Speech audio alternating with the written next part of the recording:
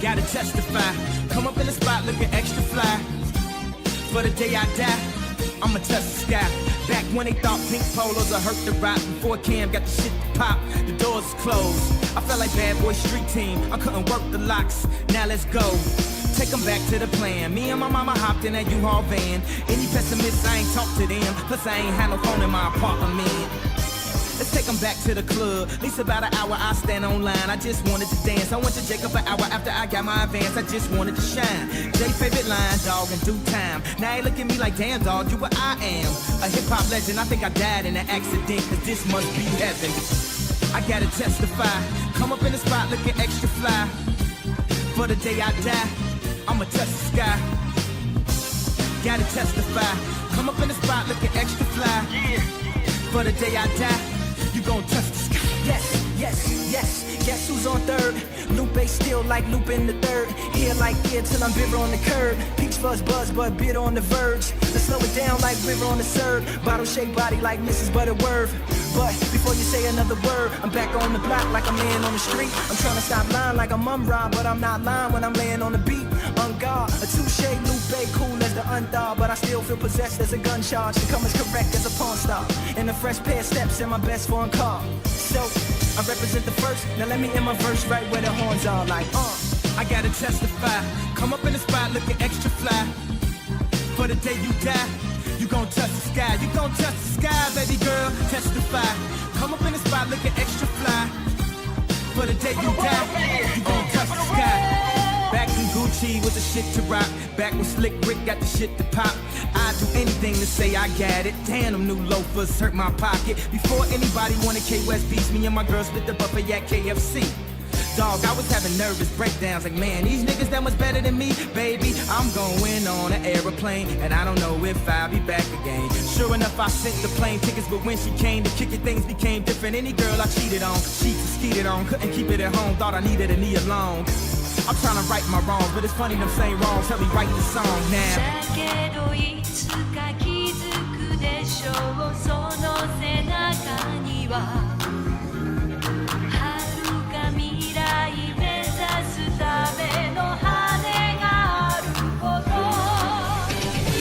I gotta testify, come up in the spot looking extra fly. For the day you die, you gon' touch the sky.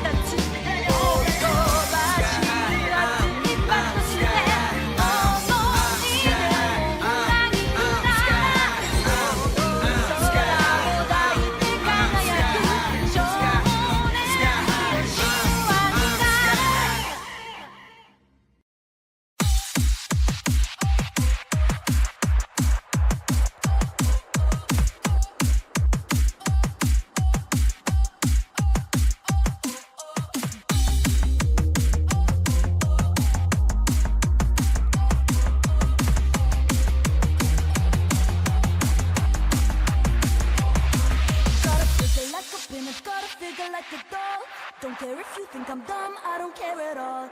Candy best, sweetie pie, wanna be adored. I'm the girl you die for.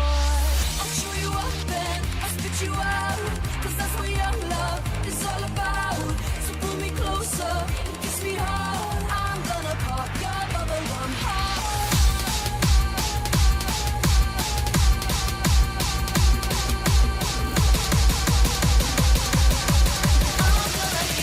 Bubblegum bitch. All this sugar thing, lick a lips. Hit me with your sweet love, sting me with a kiss. All this sugar thing, lick a lips. I'm gonna be your bubblegum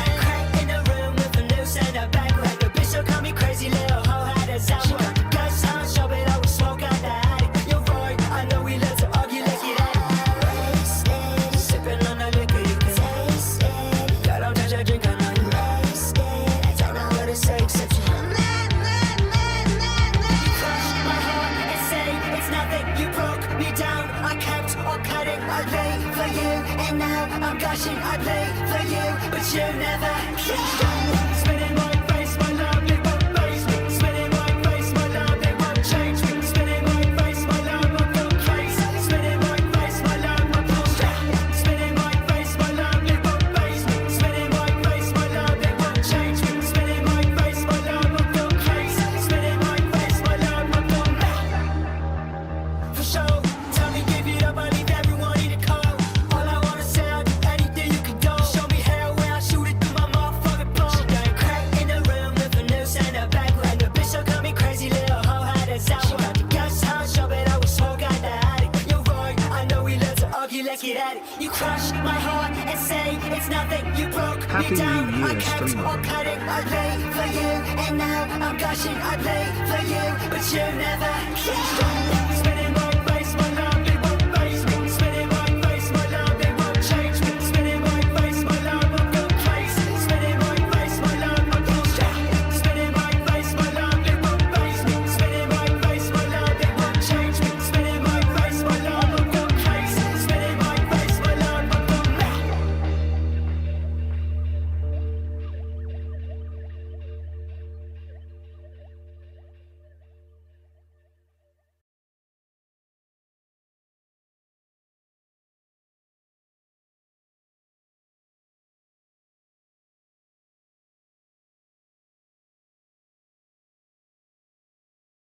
Hey darlings, how is everyone doing today? Hello, hello, hello. I didn't expect a Chris stream today.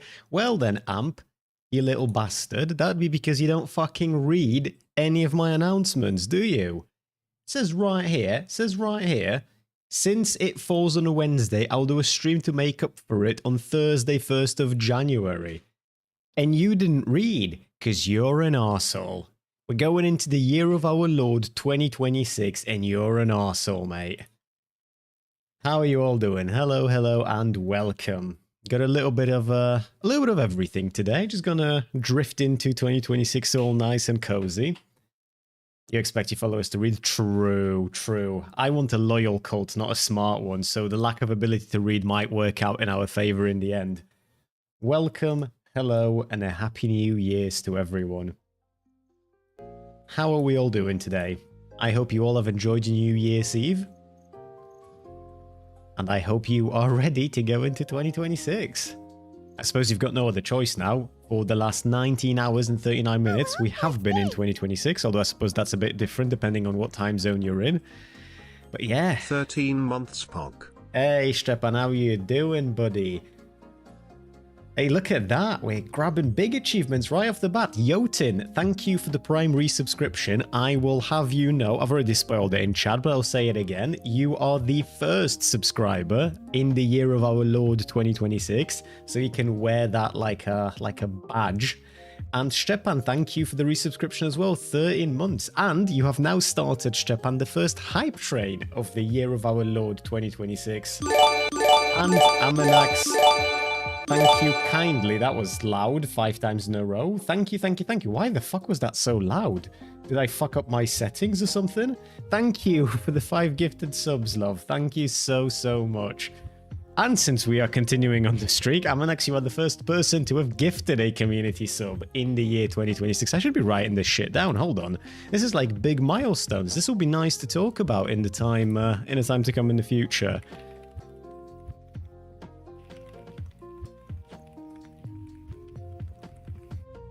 Making history here today.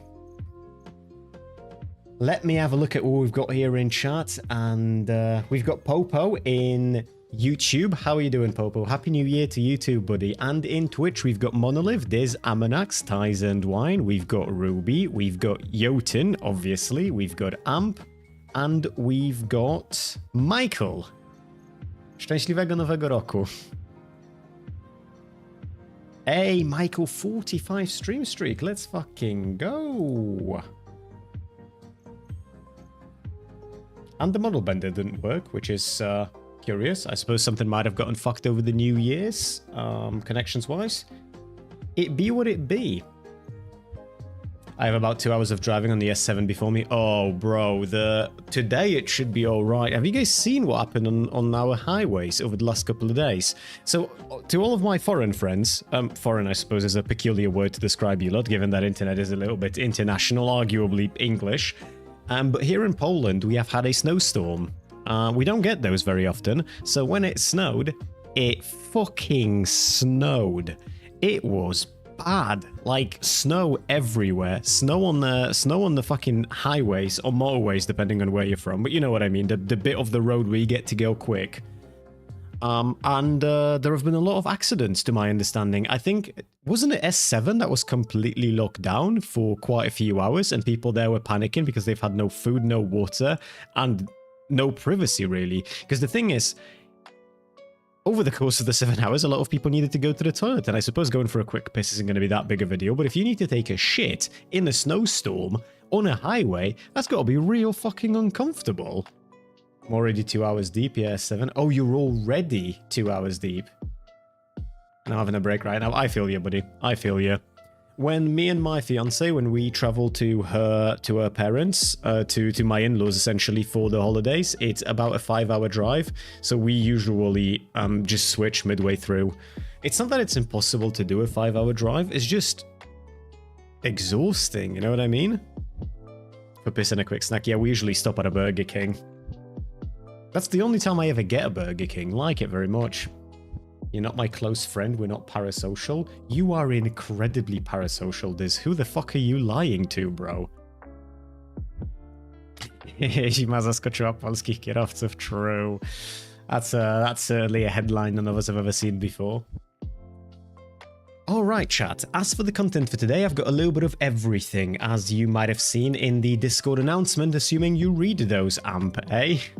We've got some news about Poland. There is a little bit of AI shenanigans happening here, which are incredibly uncomfortable, which I will delve into in a little bit, because I'm not opening with that today. We've got Asmongold and Destiny fighting. This has been happening for a little while. I kind of just... it looks like it's not going to go anywhere, so I figured we might as well just give like a quick wrap-up and then move forward from there. There is a... Actually, I might have turned it off. No, I haven't.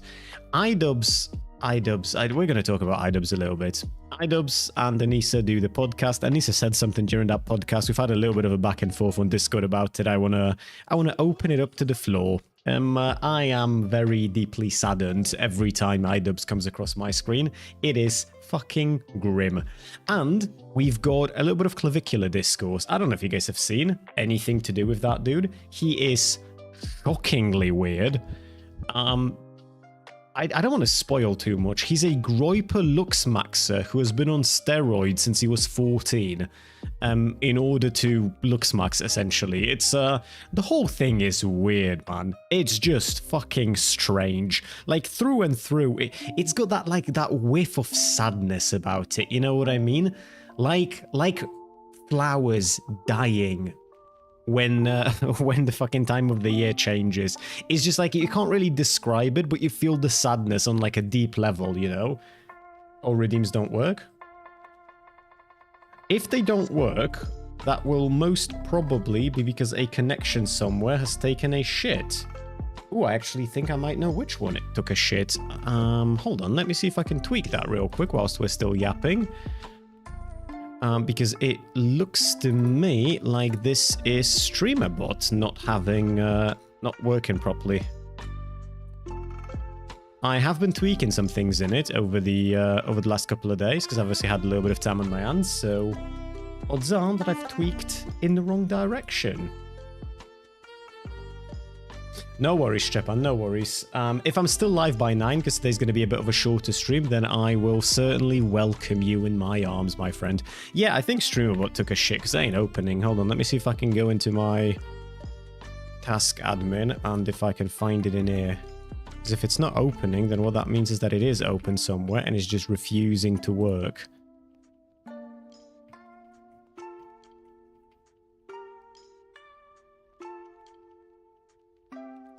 Unless, of course, it's something entirely different.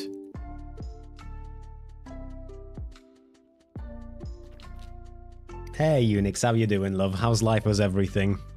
And congratulations, Unix, on winning the December event for clipping bits and bobs of my stream that you find enjoyable. To those of you who don't know, I was doing an event in December. Unix won with the largest amount of clips that I've turned into YouTube Shorts, and with that, I bought Unix a game of Steam wishlist. I will probably do another one of these in January. It's the 1st of January, so, you know, you'll probably have most of the month ahead of you to get it done in. It might be something else this time, but I felt like it was a fun little thing to do for us together, you know? What game did you get, Unix? Ooh, I don't know if Unix wants me to say. You'll have to ask her yourself. But you will not be happy, Amp. You will not be happy about that. Yeah, for some reason, StreamerBot just doesn't want to open, so most of the redeems and commands are just not going to work today. It's a bit bizarre as to why it's not opening. So I'm trying to open it, it just doesn't do the thing, you know. Yeah, he's dead.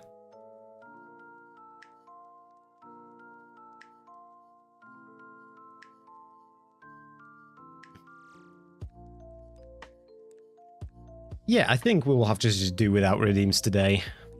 And hey Boris, I saw your message. How you doing, buddy? How's life as everything? Hey, hey, hey. Alright, Destiny and Asmongold. I don't know if you guys have been following what's happening, but essentially they are having a political beef. Asmongold keeps doing this thing where he just... Asmongold, to be fair, has an incredible system of passing on political information to people, because he relies entirely on a gut feeling, and then he will very confidently state something which is going to be about 76% wrong, roughly, and then he's just going to move on. And when challenged on it, he's going to refuse to talk about it. So essentially, Destiny has been losing his mind for a little bit over Asmongold doing nothing short of spreading rampant misinformation, I'd say. And I think Destiny's challenged him to a debate, once again, because that happens about once a quarter, I'd say, at this point. And Asmongold decided to dodge. And so we've got a 50-second clip off of LSF, and let us listen. Don't do it, fall King. apart immediately. I think we talked about Just like, and that's the thing, is that people look at being able to debate well, meaning... And now Asmongold... Asmongold is now going to do the exact same thing to me that he accurately pointed out Hassan was doing to me, and he's going to give the same bullshit reasons that he called out when Hassan gave them for dodging me in a debate to dodge me in a debate. Cinema. That you're right. Sure. It's just talking fast, okay? Debate is just about who can talk the fastest. Duh. So why waste your time with a bunch of fast-talking yappers? True, King. To be fair, I expected more from this clip. That's my bad. I should have pre-watched before the stream. Because I've seen a few of these clips on LSF, so I figured this one's going to be just a bit more for us to sort of latch onto. Turns out it isn't. There's not that much here. I don't know if you guys use LSF or if you follow it or if you have a look at what's happening. LSF is in a curious position right now because DGG has an incredibly fucking strong foothold in LSF, and part of it is because Destiny, obviously, he navigates drama quite well in a way that places like LSF enjoy, at least since the sort of leadership at LSF changed. And part of it is because people from DGG, I don't know if it's exactly, I don't know if I want to call it lying per se, because they're probably just regurgitating shit that Destiny told them, which is a lie, but they do be lying a lot. There are a few clips here and there which discuss, like Destiny's, for example, ongoing legal case with Pixie, and they will just make shit up in Destiny's favor, and then people can't be fucked to read through court documents, so they just don't. So they take the commenter's word on it, and it just feels like a weird Destiny psyop is happening in LSF. Not that big of a deal if you are looking at anything that's not related to Destiny. Kinda weird if it is related to Destiny, though. What's up, Punk? I found a game you'll like, Polish Resident Evil. Let's have a look at that. I might actually know what you are talking about. Holston, yeah, Holston's not out though. I played the demo, I played the demo on stream. I enjoyed it greatly. It is going to be a really fucking good game when it eventually releases. Unfortunately, though, it doesn't look like it's going to release anytime soon, because I've had it on my wish list, I want to say, for about a year and a half now, I think. And the same demo that I played a year ago is still here. And I know that they've uploaded another trailer, but still no game. Asmongold sure likes to blame the Jews and everything. I would enjoy someone actually challenging him on it. I would just... The thing with Asmongold is that he is fucking horrible at talking to people, though. And this has happened before. There was this... there was this CEO that Asmongold was interviewing, and the CEO dude was just lying to him in real time, and Asmongold wouldn't challenge him on anything until people in his chat started wilding out.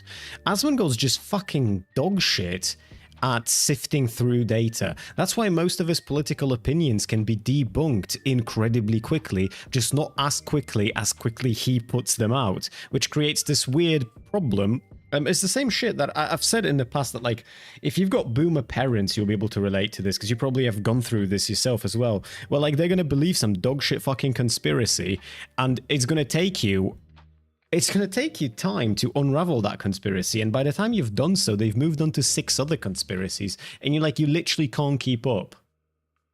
Isn't that subreddit very biased towards Asmongold too? In anything Destiny Asmongold related, I'm seeing a huge bias in favor of Destiny.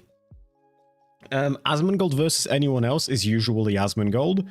But then again, Asmongold rarely beefs with someone, I feel like, on this Reddit, where that other person isn't like a complete fucking lunatic. Because like, who did Asmongold... What kind of clips have we seen on LSF of Asmongold? Like who? He's usually having like a clips back and forth with Hassan, and nobody likes Hassan, right? You sort of... There's plenty of reasons not to like Hassan, and then when you shock your dog on top of it, obviously people are... He's gonna leave a bad taste in people's mouth. He's been beefing with Nina Lin. I think that's her name, right? Nina Lin? That's her, right? That's the chick that got banned and then unbanned. She did a little bit of sexual harassment, a little bit of theft, and nobody gives a shit. Yes, Nina Lin. That's the one. Yeah.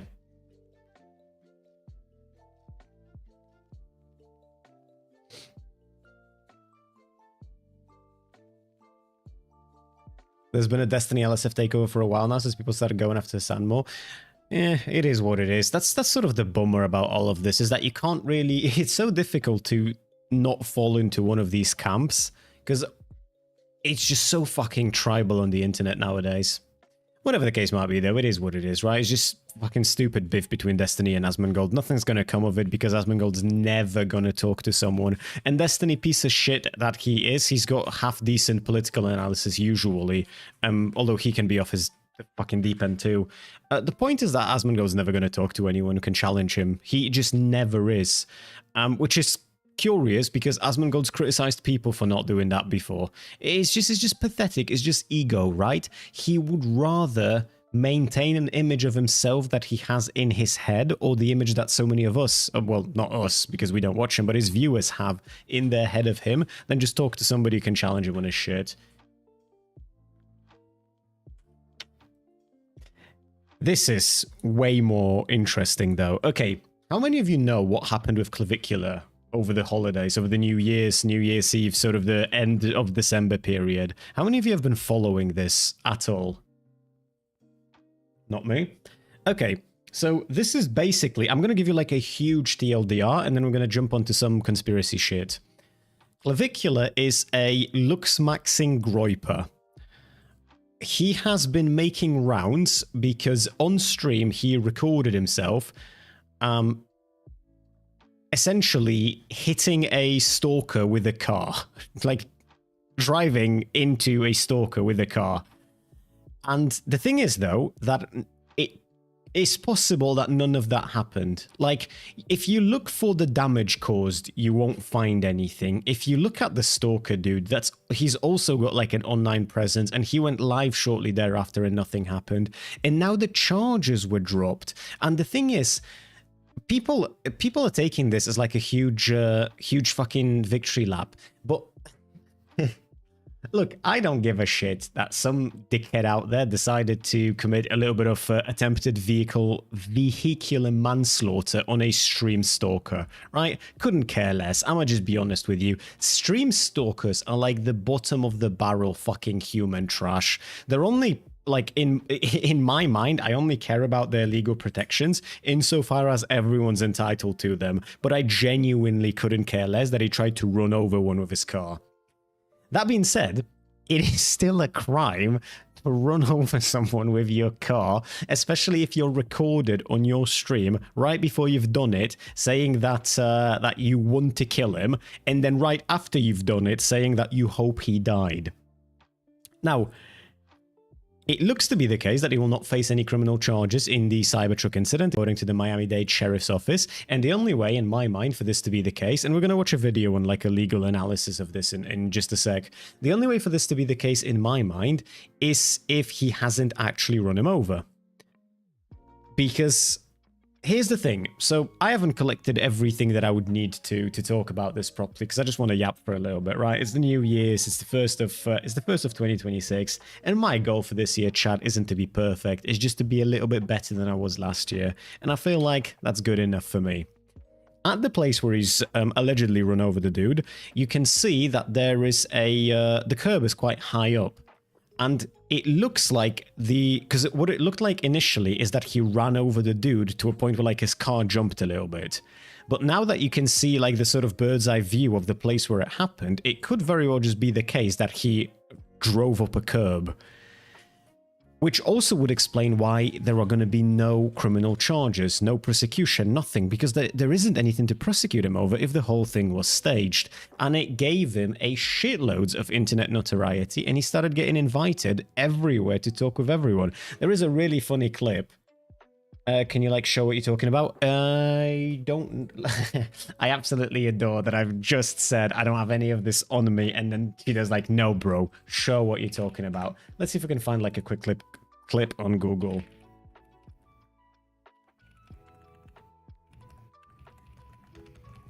Because I'm assuming that this legal defense is going to include the clips. Yeah, it is going to include the clip. So I didn't bother pulling any of them up because I figured we're going to talk. We're going to see them in just a sec, but I will. Also, how are you doing, Cheeto? Hi. How is the new? Okay, no, bro. I typed that into Google, and the first thing that popped up is a fucking XQC video that's 22 minutes long. Like the curb thing. No, I do have that saved somewhere. Fuck knows where though.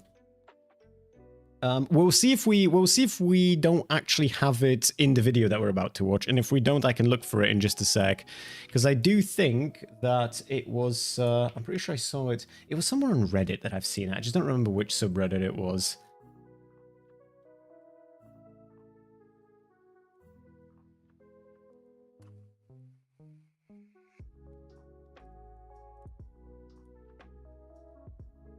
Oh, no, hold on. This is the initial clip, and then I'm going to yap about Clavicular in a sec. Hey, Lou, how you doing? Okay, so this is the stalker dude. He looks to have jumped on the hood of his car. Some absolute fucking schizo. Like, I just...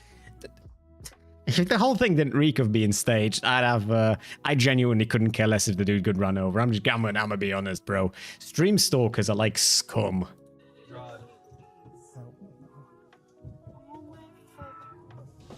my god!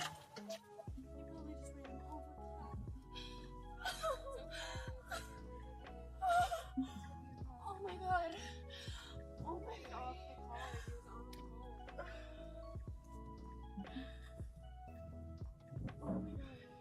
Is he dead? I don't know. Hopefully. Hopefully it was from Clavicular. And if we can...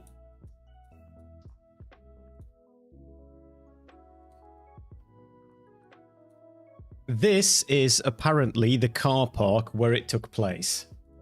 So what people are saying most probably happened, especially now that we know no charges have been filed. Like, bro, if you try and... Has he been arrested? That's the thing. They've done the process has ended. The process has ended where it has been clarified by the Miami-Dade Sheriff's Office that no charges will be filed. You can't run over someone and say, hopefully he's dead, and then have no charges filed unless you didn't run someone over.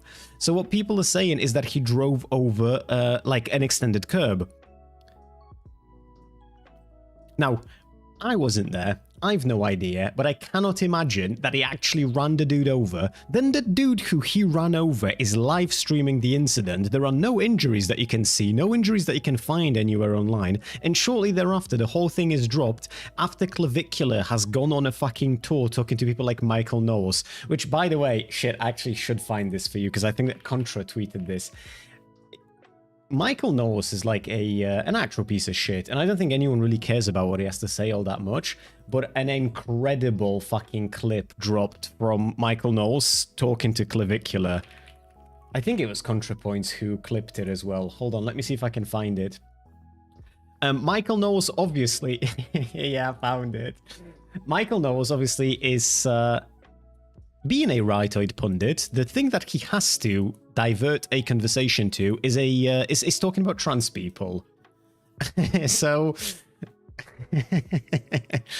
I just don't think it's necessarily a bad thing to just advocate for your average person to only concern themselves with their own. To me, that's the big cope. I agree with many of the observations you're making about the society, but the big cope, you heard this with like the libs when they were trying to push the trans stuff and they were upset that some of us were pushing against it.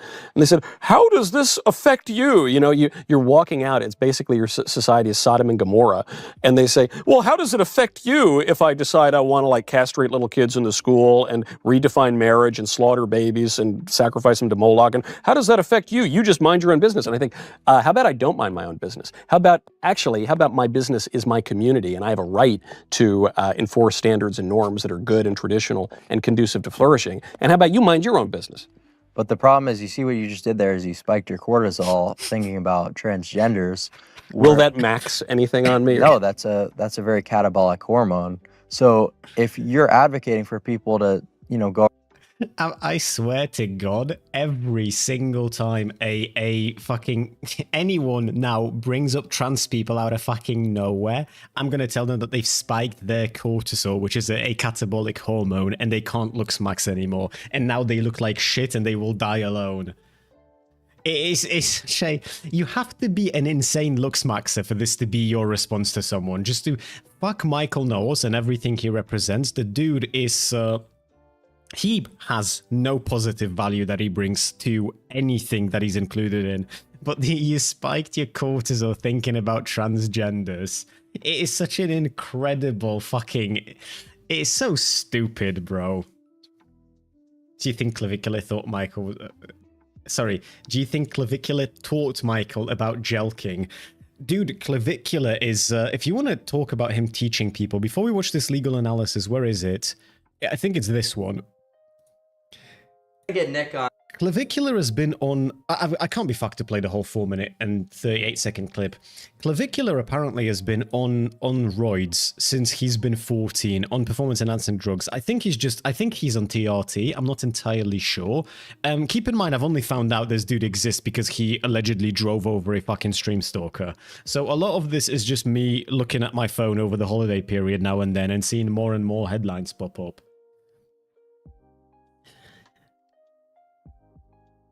Rip balls if true. That's the thing though. So he was talking to Nick Fuentes. His whole thing is that you should look smacks in order to... Dude, I'm ADHD brain. I'm so all over the place. Because I've just remembered I need to actually look into something. I've seen... So Clavicular's thing is essentially telling people that they should jump on roids and they should look smacks in order to achieve like the greatness that they're meant to be. It's like a very like a white savior is me type of some attitude towards life, right? Because he's a groiper, so he can insert certain political opinions in here. And so he was talking to Nick Fuentes about getting on roids, getting double jaw surgery, leg extensions, and looks maxing to ascend as much as possible as a white man, which the white man bit here is curious to throw at Nick Fuentes. The thing with Clavicular as well, though, is that he is, he seems to be a conventionally attractive dude who has completely fucked himself by like locking himself into whatever the fuck looks maxing has like taken over his life as. And I've seen people say, I've seen a Reddit thread about him, which I haven't verified any of this, so I need to actually look into these things one by one, and then if any of these end up being true, I need to actually fucking, I might just like put together a quick video about this, because it's insane. Apparently, Clavicular he's spoken to Sneeko, and he said that he is infertile, so, you know, ascending as much as possible as a white man. Bro's infertile. He can't have kids because he's been on gear for the last 5 years of his life, because he's apparently 19 and has been on roids since he was 14. He doesn't look like he's been on gear for that long, which is why I think that might also just be a lie for the sake of like pushing his name further and further and further. And I've seen people say that apparently you can find his old posts on quite a few Luxmaxis forums where he complains that he can't achieve the true white godhood because his dick is too small. Which is just a peculiar way to go through life, this whole Luxmaxing thing.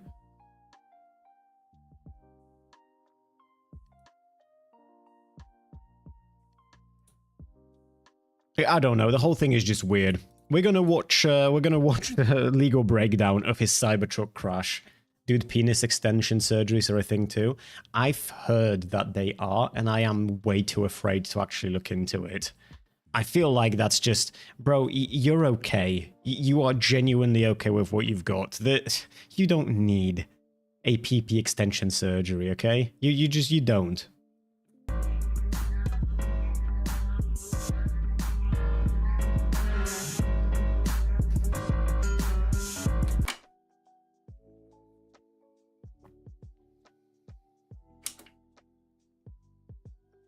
The extension can fall off? How can the extension fall Braden off? Peters, better known as Clavicular, is a live streamer who's known for looks maxing, which is the pursuit of maximizing your physical attractiveness through methods ranging from grooming and fitness to cosmetic surgery. While that is a fascinating topic for another day, Clavicular is currently making headlines for a much darker reason. Recently, he appears to have run someone over in his Cybertruck. In Chapter 2 of this video, I'll go over the facts, such as they are. Chapter 3 will then discuss potential charges Clavicular could face, ranging from aggravated battery to premeditated murder. Chapter 4 will contemplate whether his claims of self-defense hold any water, and Chapter 5 concludes.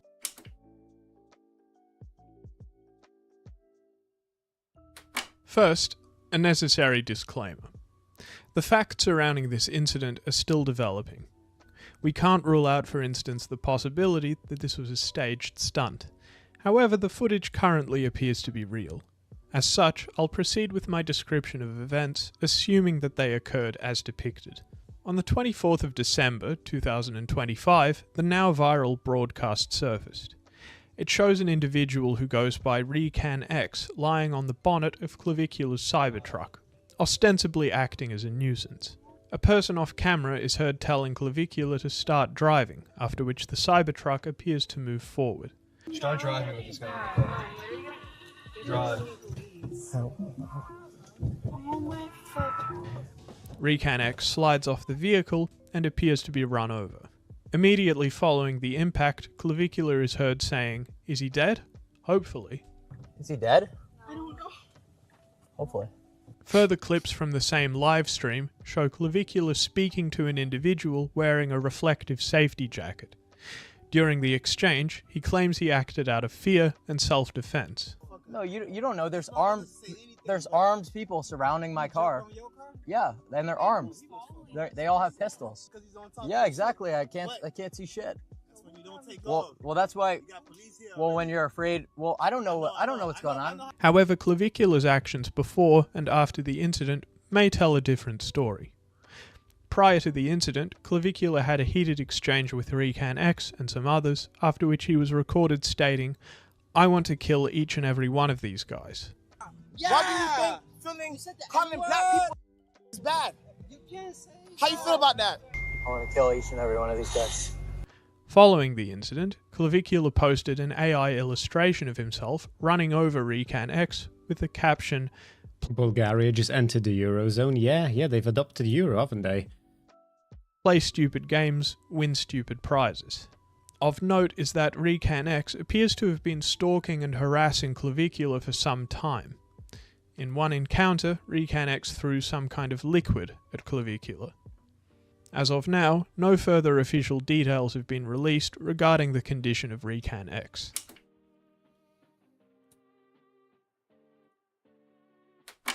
Because the incident took place in Miami, Florida, I'll ground my analysis in Florida law. Since we still don't know if RecanX is dead, I'll split my analysis into two distinct sections. Wait, what do you mean? This is from a day ago. What do you mean, since we don't know if he's dead or not? He went live, didn't he? Hold on, do I have the story all fucked up in my head?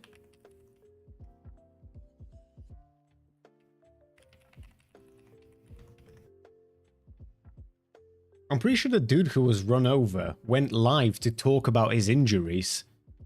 First assumes that RecanX succumbed to his injuries, and the second assumes that he survived. If RecanX, the person on the bonnet, succumbed to his injuries, then Clavicular faces an escalating ladder of homicide charges. Wait, how is his name spelled? RecanX, okay. Person on the bonnet succumbed to his injuries, then Clavicular faces an escalating ladder of homicide charges. The most immediate charge would be vehicular homicide under Florida Statute Section 782.071.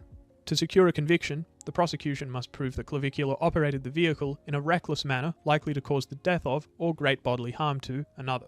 Under Florida Statute Section 316.192, subsection 1a, reckless driving means driving with a willful or wanton disregard for safety.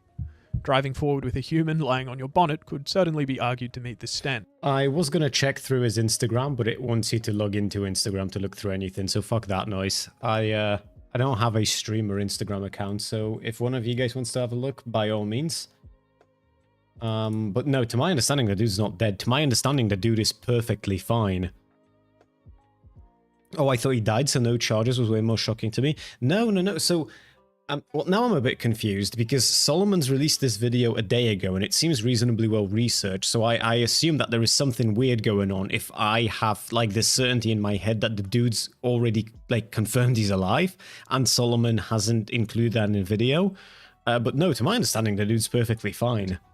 However, the prosecution might argue for a more severe charge, second-degree murder under Florida Statute Section 782.04, subsection 2. This charge applies when a killing is committed with a depraved mind regardless of human life. The Florida Standard Jury Instruction defines a depraved mind as acting with ill will, hatred, spite, or an evil intent. Clavicular's posting an illustration of the incident with the caption, "Play stupid games, win stupid prizes," supports the feeling that the impact wasn't accidental. The post suggests that he believed that the victim deserved to be hit. Combined with his comment, "Is he dead?" Hopefully. Is he dead? I don't know. Hopefully. The evidence seems to suggest malice and ill will, fitting the textbook definition of a depraved mind. The investigation could also escalate to first-degree murder, which under Florida law requires a premeditated design to effect the death of the person killed. Clavicular's statement prior to the crash, "I want to kill each and every one of these guys," I want to kill each and every one of these guys, sounds fairly damning. Premeditation doesn't require days of planning. According to Florida's jury instructions, the law doesn't fix the exact period of time that has to pass between the formation of the premeditated intent to kill and the killing. Instead, the requirement is simply that the decision must be present in the mind at the time of the killing, and that the time was long enough to allow reflection by the defendant.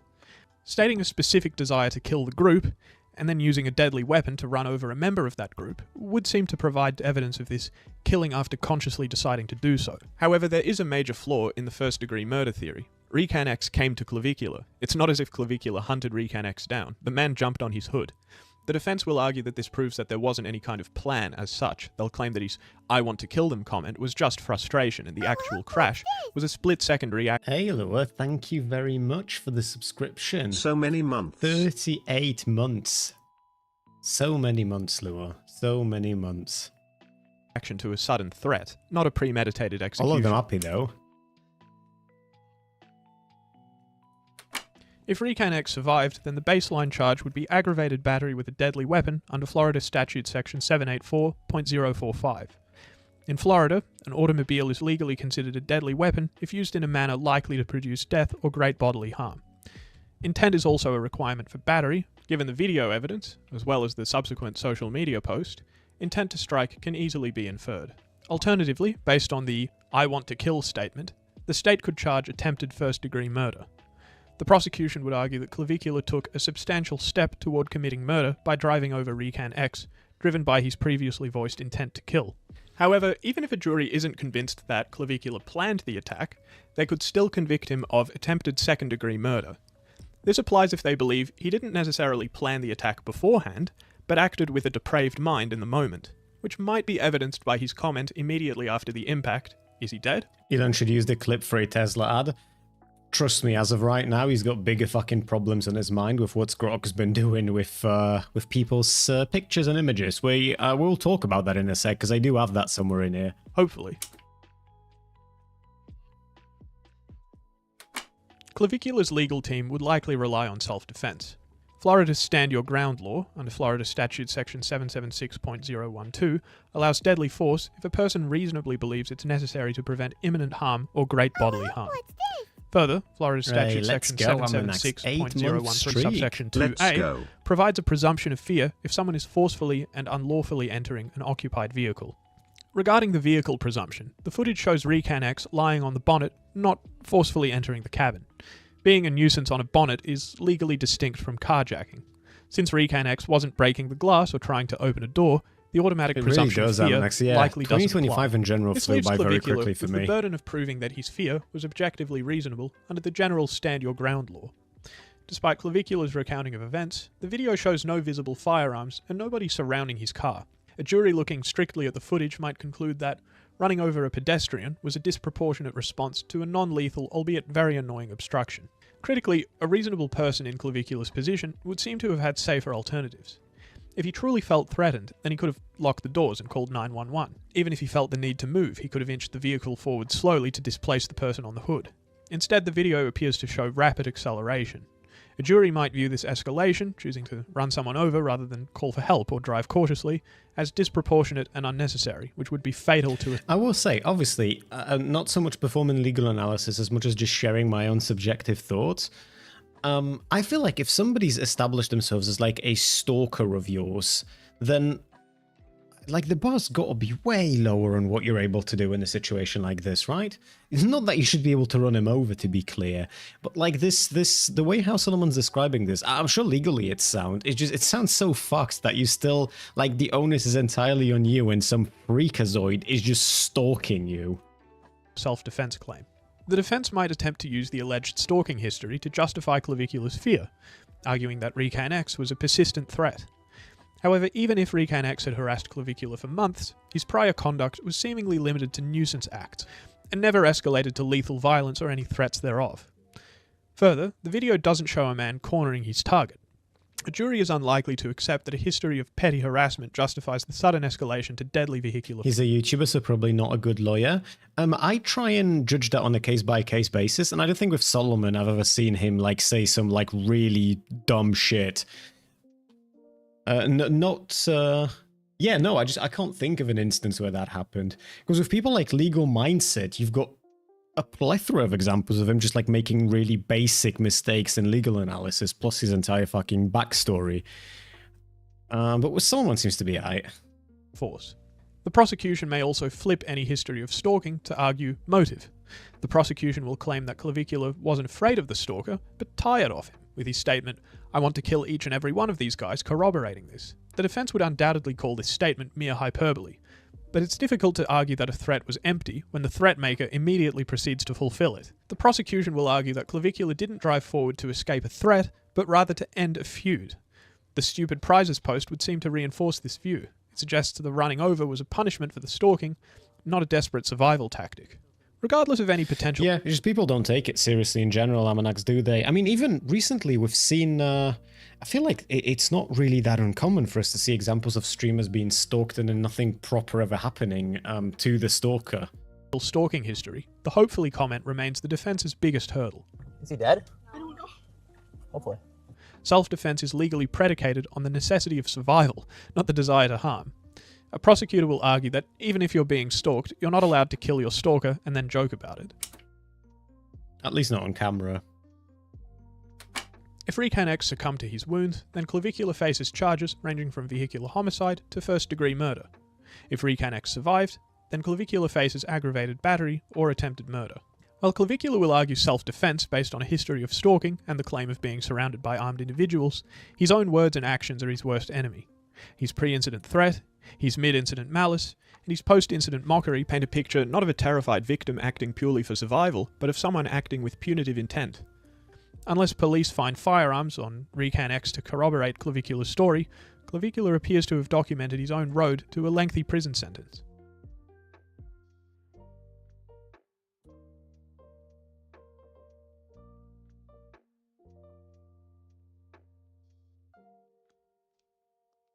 Yeah, to my understanding, the dude's not dead. I would be genuinely confused if he turns out to be dead, and yet Clavicular is not going to face any criminal charges. Because at that point, I just have no idea what the fuck happened in that investigation. Since AI was brought up, I figured we can talk about Grok a little bit. I know that a lot of you have stopped using Twitter, and God bless you for that, right? It's probably just the objectively correct decision as far as all our lives go. To those of you who haven't stopped using it, though, you've probably seen a trend happen very recently, where Grok has once again been given the ability to edit people's pictures that they put up of themselves on Twitter. So what would happen, some people were playing into it, some people were sort of just not happy about this at all. Essentially, all that was happening is people would post pictures of themselves, and then somebody could do @Grok, and then give Grok a command to change that picture. So like somebody could put a picture of themselves some chick could put a picture of herself in a dress, and then somebody could say @Grok, put her in a bikini instead. And then Grok would generate an image from that image, right? They would take all of the features of that image, and then they would generate the missing body parts, obviously to look as as accurate, I suppose, but just wearing a bikini instead. Obviously, I feel like we've had this before. I feel like this is the second time this happened, unless I'm just living in a simulation and my recent deja vus are because of like fucking brain cancer expanding or whatever. I feel like we've spoken about this before because this exact thing was happening. So some people, e-girls in particular, were leaning into this. This caused a whole different thing where somebody would post a picture of themselves and then they would quote tweet their own picture, and then it would be like, Grok, make me goth, or Grok, well, the goth one is perfectly fine to be fair, but then Grok, put me in a bikini. But some people would take pictures of others that they didn't want the pictures to be used that way, and then they would do something like, Grok, turn her around on all fours and bend her over, and then Grok would do that, right? Grok would take that picture and then would edit it to adhere to the command that was given. The problems, obviously, fucking ever-present with Grok, as always. You've got just issues with consent in general, you've got just the fact that it's just, the whole thing is just fucked. The premise is fucked. You know what I mean? Because Grok put her in a book. That's what it was. It was the opposite of this. It wasn't. What people used to do is take pictures of. They would look at ego profiles that would post pictures of themselves in a bikini, and then they would put them in like modest clothing. That's what that was. I remember now. Yes, thank you, D. I don't know if you were just shitposting, but that's what it was. So now it's the opposite. Now people put up pictures of themselves, and then people ask Grok to edit it. It will be things like, put her in a bikini, put her in a dental floss bikini. So it's essentially just like strings that are barely covering the fucking nipples and the vagina. The whole thing was incredibly porn brain ridden. Obviously, it's exactly what you'd expect. I saw somebody had to become a VTuber because they turned it into a not safe image just because she looked too pretty. She stopped using her main account. There are people who have left Twitter over this, Q. There are people who... Like, there are people who just post on Twitter as you would on any other social media, and then a bunch of, like, fucking porn brain-riddled addicts essentially start creating their own fantasies and use the platform's approved and permitted fucking AI tool to help them edit those pictures in real time to fit their own specific sexual fantasies. The whole thing is just fucked. But what started happening that I think some of these people weren't expecting is So this is what Sweet Anita's talking about. So at Grok, are you aware that people are sharing screenshots of child porn created through the Grok's generated media feature? This is also a reason why an opt-out button should be applied to uploaded images to prevent Grok from being able to adjust them. Now, I, luckily, have not come across any of this shit on my feed. Thank fuck for that. What I've seen people say was happening, I don't know if this is what Anita's talking about, or if there was a whole other even worse situation that I just luckily haven't seen across my feed, but there are cosplayers who have been cosplaying and putting up images, pictures of themselves in cosplay from before they were 18. So they would be 17 or 16 or 15 in some cases, and somebody would find those old pictures in the media gallery and they would do at Grok put her in a bikini. And now suddenly, Grok is taking somebody's full body fucking cosplay, right, of somebody who's 15 and putting them in a skimpy bikini. And then somebody else would do like Grok, turn her around and make her bend over. Now, obviously, Grok cannot generate explicitly 18 plus images, but it can get pretty fucking close. And I know that was happening. I've seen people talk about it. Again, I hope I haven't come across any of that shit on my feed. It's just disgusting on so many different levels. And what happened now is Grok's ability to edit images is once again gone completely. Now, some people were memeing around with it, which I found somewhat interesting and kind of funny in a grim way. So the first ever Grok edited image that I've seen when this started trending was somebody asked Grok to, it was like procedural, it would be one request at a time. They took a picture of Elon Musk that he uploaded himself, and through a series of given Grok's commands, what it ended up being is Elon Musk on his knees crying with a swastika drawn on his forehead, saying something about the Epstein's Island with Donald Trump in the background hugging a child. So the whole thing, like, when I saw that, I thought to myself, yeah, Grok's gonna get lobotomized again, because that seems to happen every other week that Grok starts doing things that Elon doesn't like. But what it seems like is gonna happen currently is just that feature, well, right now that feature's just gone. People have gone and deleted it, because if this is true, then there is child porn on Twitter. That's why I don't post my own face online. Hey, I don't judge, I don't blame. If anything, I think nowadays it's probably a pretty smart thing to do. It's why I like being a VTuber, amongst like many other things. It's just the anonymity that it gives you that is nice. Probably for the best if it stays deleted. That's the thing though, Amanax. I agree, I don't think it will. Because this is not the first time that this happened. Grok has had this feature before, it was problematic. They've brought it back and now it's gone again because it's problematic. You know, gallons of water were wasted on those images. Dude, if you want to talk about gallons of water, I don't know if you've seen this. So this happened this week in Poland. Poland urged the European Commission to investigate TikTok over mass AI-generated content in Polish, urging the country's EU exit, potentially a coordinated Russian disinformation campaign, according to the Deputy of Digitalization, Dariusz Standerski. Now, the thing is, I don't know if you have seen this. So this is the article that's talking about it, Euronews. AI-generated videos showing young and attractive women promoting Poland's EU exit.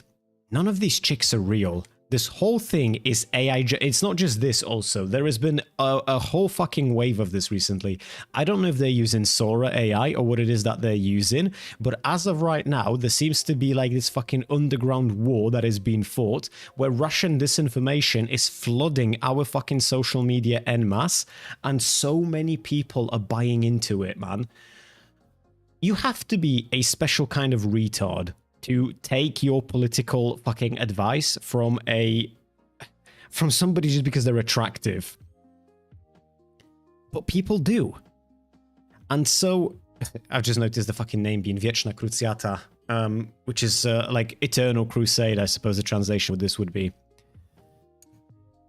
So yeah, we're gonna read through the article. They are beautiful, eloquent, and do not exist. AI-generated girls from the Prawilne Polki profile called for Pol exit and preached right-wing views. The TikTok account has been deleted, but disinformation and propaganda in Poland persists. AI-generated videos promoting Poland's exit from the European Union have appeared in Polish-language social media, featuring non-existent attractive young women advocating for Pol exit. One TikTok account called Prawilne Polki Published content showing women dressed in t-shirts bearing Polish flags and patriotic symbols. European Analytics Collective Res Futura said. The content target audience aged 15 to 25. The video features statements including, "I want Polexit because I want freedom of choice even if it will be more expensive. I don't remember Poland before the European Union, but I feel it was more Polish then." Which, no it wasn't. Poland before the European Union, depending on what time period you want to look at, was either being occupied or was being heavily fucking controlled by Russia. Another video stated, "When I talk about Polexit, I hear scaremongering, catastrophe, end of the world, always the same pattern. Zero conversation about who really decided for us and why. Maybe it's high time we started talking about it calmly." Some videos appeared authentic, while others showed clear signs of artificial intelligence use, with desynchronized vision and audio. The recordings were actually generated using a generative artificial intelligence tool. They are not of good quality at all, Aleksandra Wojtowicz, senior analyst for new technologies and digitalization at the Polish Institute of International Affairs, told the Euronews. Yeah, they're not good quality right now. More Polish, fucking poor, true. And yeah, this is so profoundly fucked. Because there's going to be more and more of this shit happening. This has got to be Russian meddling. Russian and far right, which is going to be Russian in effect here in Poland. My aunt voted for Johannes, former president, because he was tall. Yeah. Some people's ability to vote should probably be revoked, but we can't do it because of the repercussions for the society. But yeah, this shit's gonna be grim. 2026 is gonna be completely fucked when it comes to AI generated content and AI generated stuff. RAM has exploded in price. SSDs are becoming progressively more expensive. There is going to be fewer graphics cards made in 2026, and they're going to be more expensive because RAM went up in price. It seems to be the case that unless the AI bubble pops real fucking bad and some heads roll, that our foreseeable future is essentially going to be, first of all, in determining whether whatever content we're looking at is actually AI or if it's real. And currently that's pretty easy to do, but that won't always be the case. And it's just, I don't know what the solution to this is, frankly, because it feels like the actual powers that be, powers that be, right? That's the proper English way to say it. Can't keep up with this. It's already really hard to tell sometimes. Yes it is, and it's just gonna get worse. Buying a PS5 day one was an investment. It's more expensive now. Dude, I bought 64 gigs of RAM because I wanted to be able to play a video game and stream and have all of my programs open, and be fine for the foreseeable future. And now that very same stick of fucking RAM is not just not available anywhere on the internet at all, but the last time it was available sold for 5 times the price. I hate when I search animal videos to show my grandpa and they're all AI. Yeah, dude, it's so shit. And it's so... Do you know what I need to... That's the thing, though, because I can't turn that part of my brain off. AI has been annoying me so much that I can't even enjoy those silly fucking AI animal videos anymore. I'm not talking about those that are, like, pretending to be true. I'm talking about, like, the obviously fake ones that, like, this is what AI was supposed to be made for, which is, like, a cat playing on a guitar, you know what I mean? Like, an obviously fake AI video, and yet the moment I see it, the first thing that comes to mind is that people's computers are becoming, like, computers in general are becoming something that is, like, a way the fuck more premium than ever before because of shit like this. I saw some people making anti-AI images using AI. Yeah, that sounds about right, Q. That sounds about right. AI needs heavy regulation. That's the thing, though. It doesn't look like the people in charge know how to get that done, or how to write it, or how to do anything in that direction.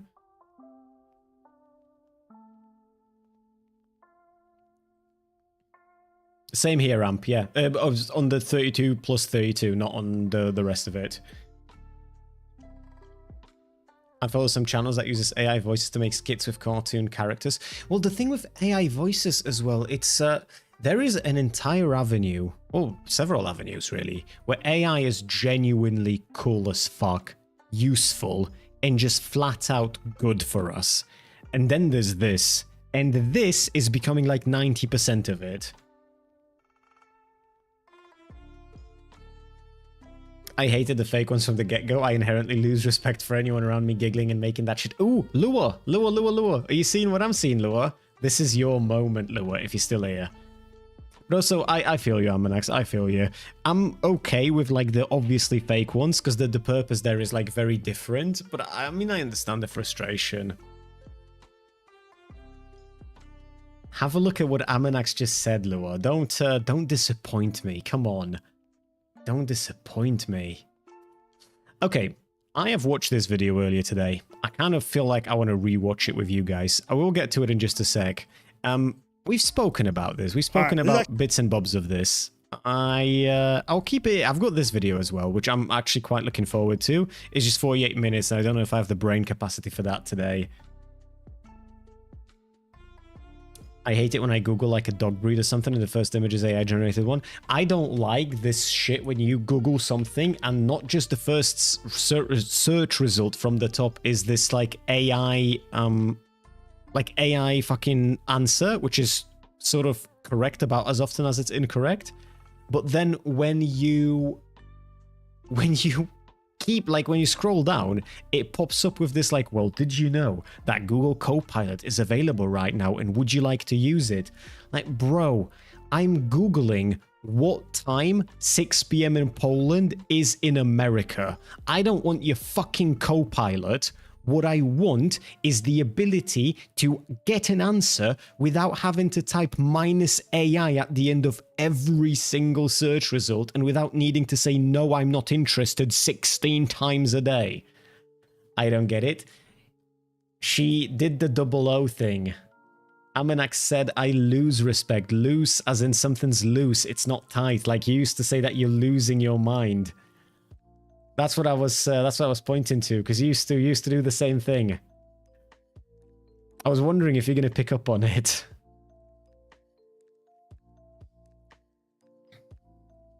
You can disable the AI search thing, but it's kind of hard, and disabling it also breaks the calculator in the URL, which I happen to use. I didn't even know that there is a calculator in the URL.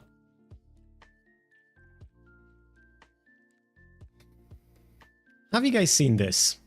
We've had a bit of a back and forth. By the way, Chido, because you were asking about Clavicular earlier, were you looking more into that, or nah? Because I'm curious if you managed to find anything by chance. Yeah, it's brutal. Yeah, we've spoken about this in my Discord a little bit. I kind of just, I'm just going to play it. It's only 50 seconds, and we're going to talk about it for a little bit. I find it fascinating because, like, if I look at you, even in, like, the viewfinder, extremely masculine chin, which is also why I like the buzz cut, because it, like, emphasizes your chin, and your, like, heavy brow. Like, I would argue you have one of the most... Part of the reason why I don't want to have a child with you is because I'm terrified if we have a... The Reddit thread, I'm pretty sure, Chido. Hold on, let me see if I can... Actually, I think it might have been this Reddit thread right here. I'll link it. Have a look if it's here by chance, Chido, or not.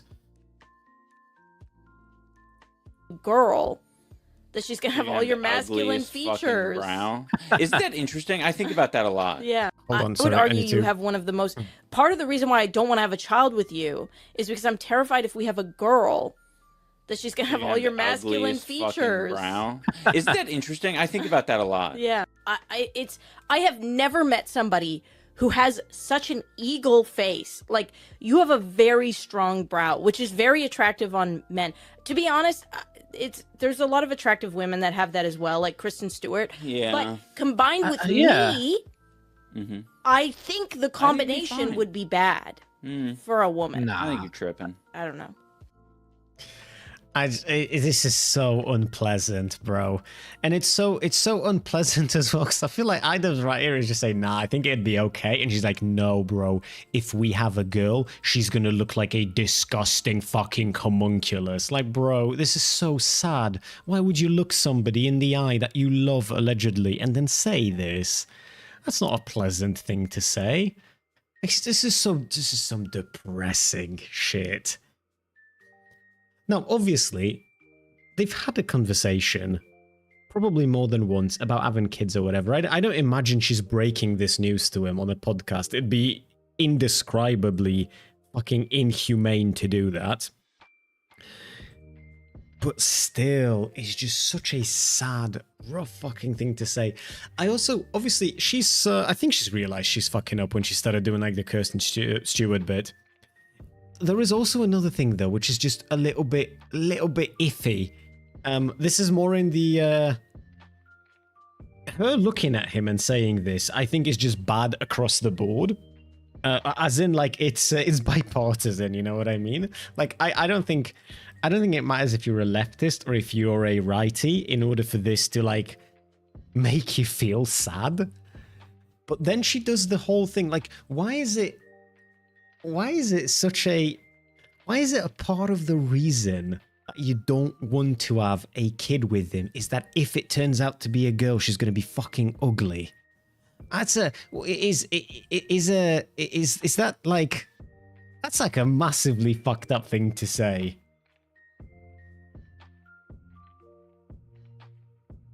Oh, I didn't. That's my bad then, Chido. Yeah, because I was just pulling shit up from that Reddit thread.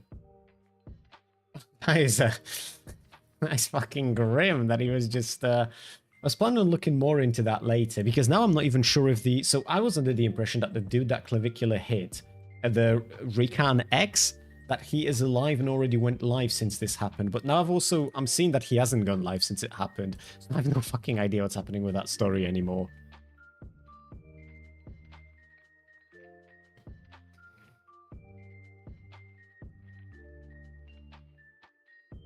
Dee's doing that a lot today, Amanax. Yeah, it's I think he might still be a little bit in the party mood maybe from the New Year's Eve. But this is just, this exchange between Anissa and Idubbbz is just incredibly fucking depressing. Like, it's just such a sad thing to say to another human being. I feel sorry for him. It's just, not even sorry for him, I just feel bad for him. I can't help but to, obviously you try and not be parasocial, especially when it comes to people that like you used to like watching and you don't like watching anymore. But sometimes when like I look at content creators talking or doing certain things, you can't help but to imagine like yourself in that position, right? How would you feel? How would you know? What would you say? No, Chido, no. I figured, because you and I already spoke about the Idubbbz situation. But no, you can voice your opinion on this as well, my friend. Come on. I wouldn't do you dirty like that. I was just curious if you found something.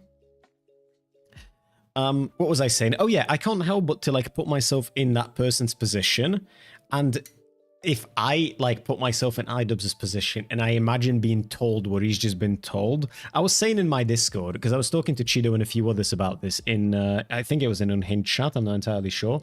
I was saying that like, dude, this is like, if I heard something like this, it would be like a fucking silent driving around the town for a couple of hours. And then I would probably end the relationship. Like, what the fuck are you supposed to... Jesus, Unix. Where do you people find these things, man? Unix just sent me this on Discord. Where do you find these things?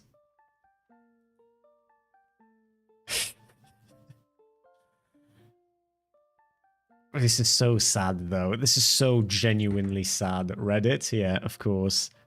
Dude, I saw one of the best... I saw two... Fuck, I need to start saving this shit. I don't think I saved either of them. I saw two React images that were probably two of the best React images that I've seen. They were both to do with... The first one was The first one was a presumably trans girl in a hoodie with her back turned towards the audience, and a chud was on his knees sucking her dick, saying you will never be a real woman, and her moaning to him sucking her dick. And that was the first React image that I thought was fucking incredible. It was censored as well, so you can't see any. Like, I could show it to you on stream if I had the foresight to save any of this. And then the second one was, there was I think this was a Groiper or a white nationalist, I don't remember anymore. whose old account they found and uncovered, where he used to do drag and used to wear makeup and female clothes and used to like do what they've described as very degenerate very degenerate content. So that React image was again, have you guys seen Jujutsu Kaisen, the anime? In Jujutsu Kaisen, there is a character.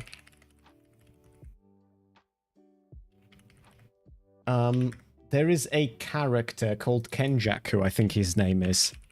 And he is essentially what he is. He's like a brain. He used to be an ancient sorcerer, and he's able to like put his brain into the heads of other people. And those people can open up the top of their head to show the brain with teeth on it. And those teeth, that is Kenjaku, this image right here. And so the second React image was some dude with a swastika tattoo on his forehead, and he takes like his fucking part of his head off, and the brain that you see is like it's like a brain with LGBT flags and like with pink hair and everything. It was such an incredible fucking React image. I genuinely don't know where people find them or who has the ability to make them, but it's just incredible to me that. It's just incredible is what it is. I'll see if maybe I have saved it somewhere. Let me have a quick look. I don't think so, though. Because I don't spend enough time on Twitter, so I never save these React images, because then I assume that I'm never gonna use them, so what's the point? Have you seen the Green Lantern killing himself React image? I don't think so, no.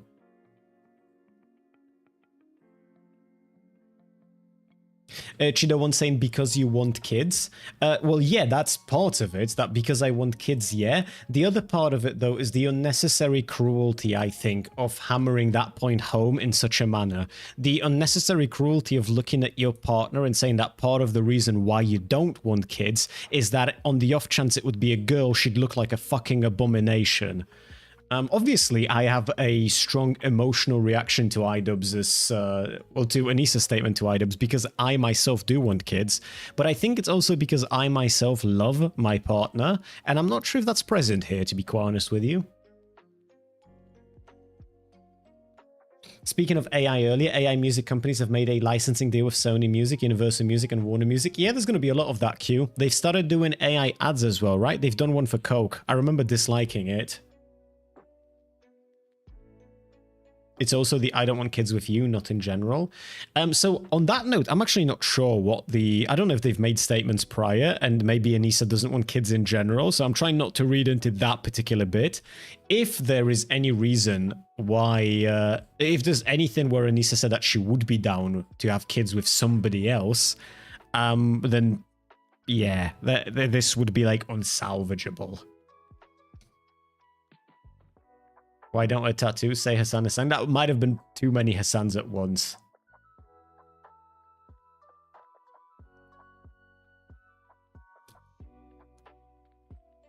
All of the casino ads here are now just AI generated. I remember when so many streamers were shitting on Kick for being like essentially just a huge fucking ad for gambling. And I don't quite know what the difference between that and Twitch is, to be perfectly honest with you. I know that obviously Kick is entirely funded by stake, so there is more of like that gambling ad there. But I mean, shit, they run those ads on Twitch now as well. In for a penny, in for a pound, I suppose. I understand a single person using AI for some things, but a big company, really? That's the thing, though, yeah, because they don't want to have to use people for it, Q. They don't want to have to deal with anything that involves royalties or just having to deal with the person doing it. Like the human creativity isn't a thing to them. They just care about money. That's why so many big corporations are including AI in their shit now. Because all of it boils down to just one thing: getting rid of the human and maximizing the profit. Only who's gonna buy their shitty ass fucking product when their existence is hostile to us? As a quick reminder, guys, if anyone hasn't done that yet, I highly encourage you to like the stream on YouTube, and I highly encourage you to subscribe and follow on both YouTube and Twitch if you haven't done so already. I would link you my Discord as well. Well, technically my bot would link you my Discord, but it looks like StreamerBot is just not working for me currently. It's doing this weird thing where I think I need to restart my PC because it's not anywhere in the task manager, but when I open it, it also just doesn't open. So I probably need to restart. Except I'm obviously not going to because I'm live streaming right now. I do, Q. Yeah. You, most of the messages on screen are from Twitch, actually. Yeah. Wait, Q. Out of curiosity, because you're in YouTube, when I was like reading people's messages out loud, did you assume that I'm just talking to the voices in my head?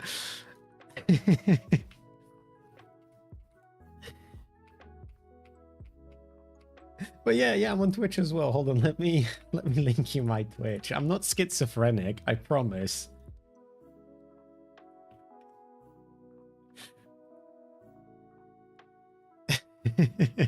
Another one. And thank you for the follow.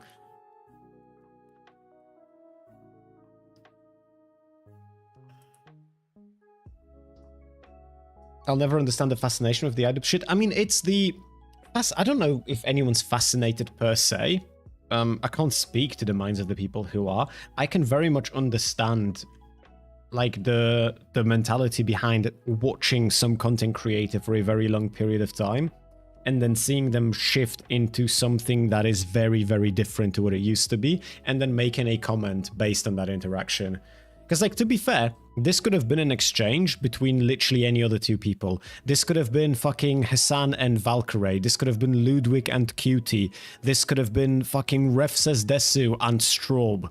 This could have been literally anyone, and that is just a grim, grim thing to look your partner in the eyes and then say. Also, I've just noticed your name is Curious Kathy, and I kept reading the Q from Curious instead of just calling you Kathy. So I'm just going to call you Kathy from now on if you're fine with that.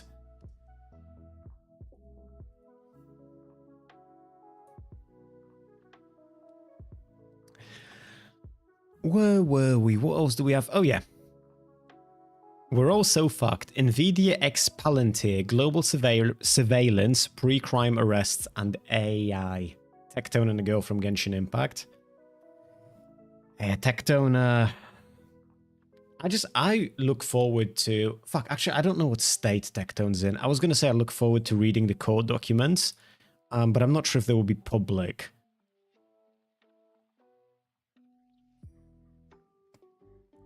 I used to be a huge Idubbbz fan, but it's like boring, I guess. Maybe Kiwi Farms has put the bar too high. Maybe you also just don't care about that. You know what I mean? Like, it's just not a thing that you care about. Because I've also noticed somewhat...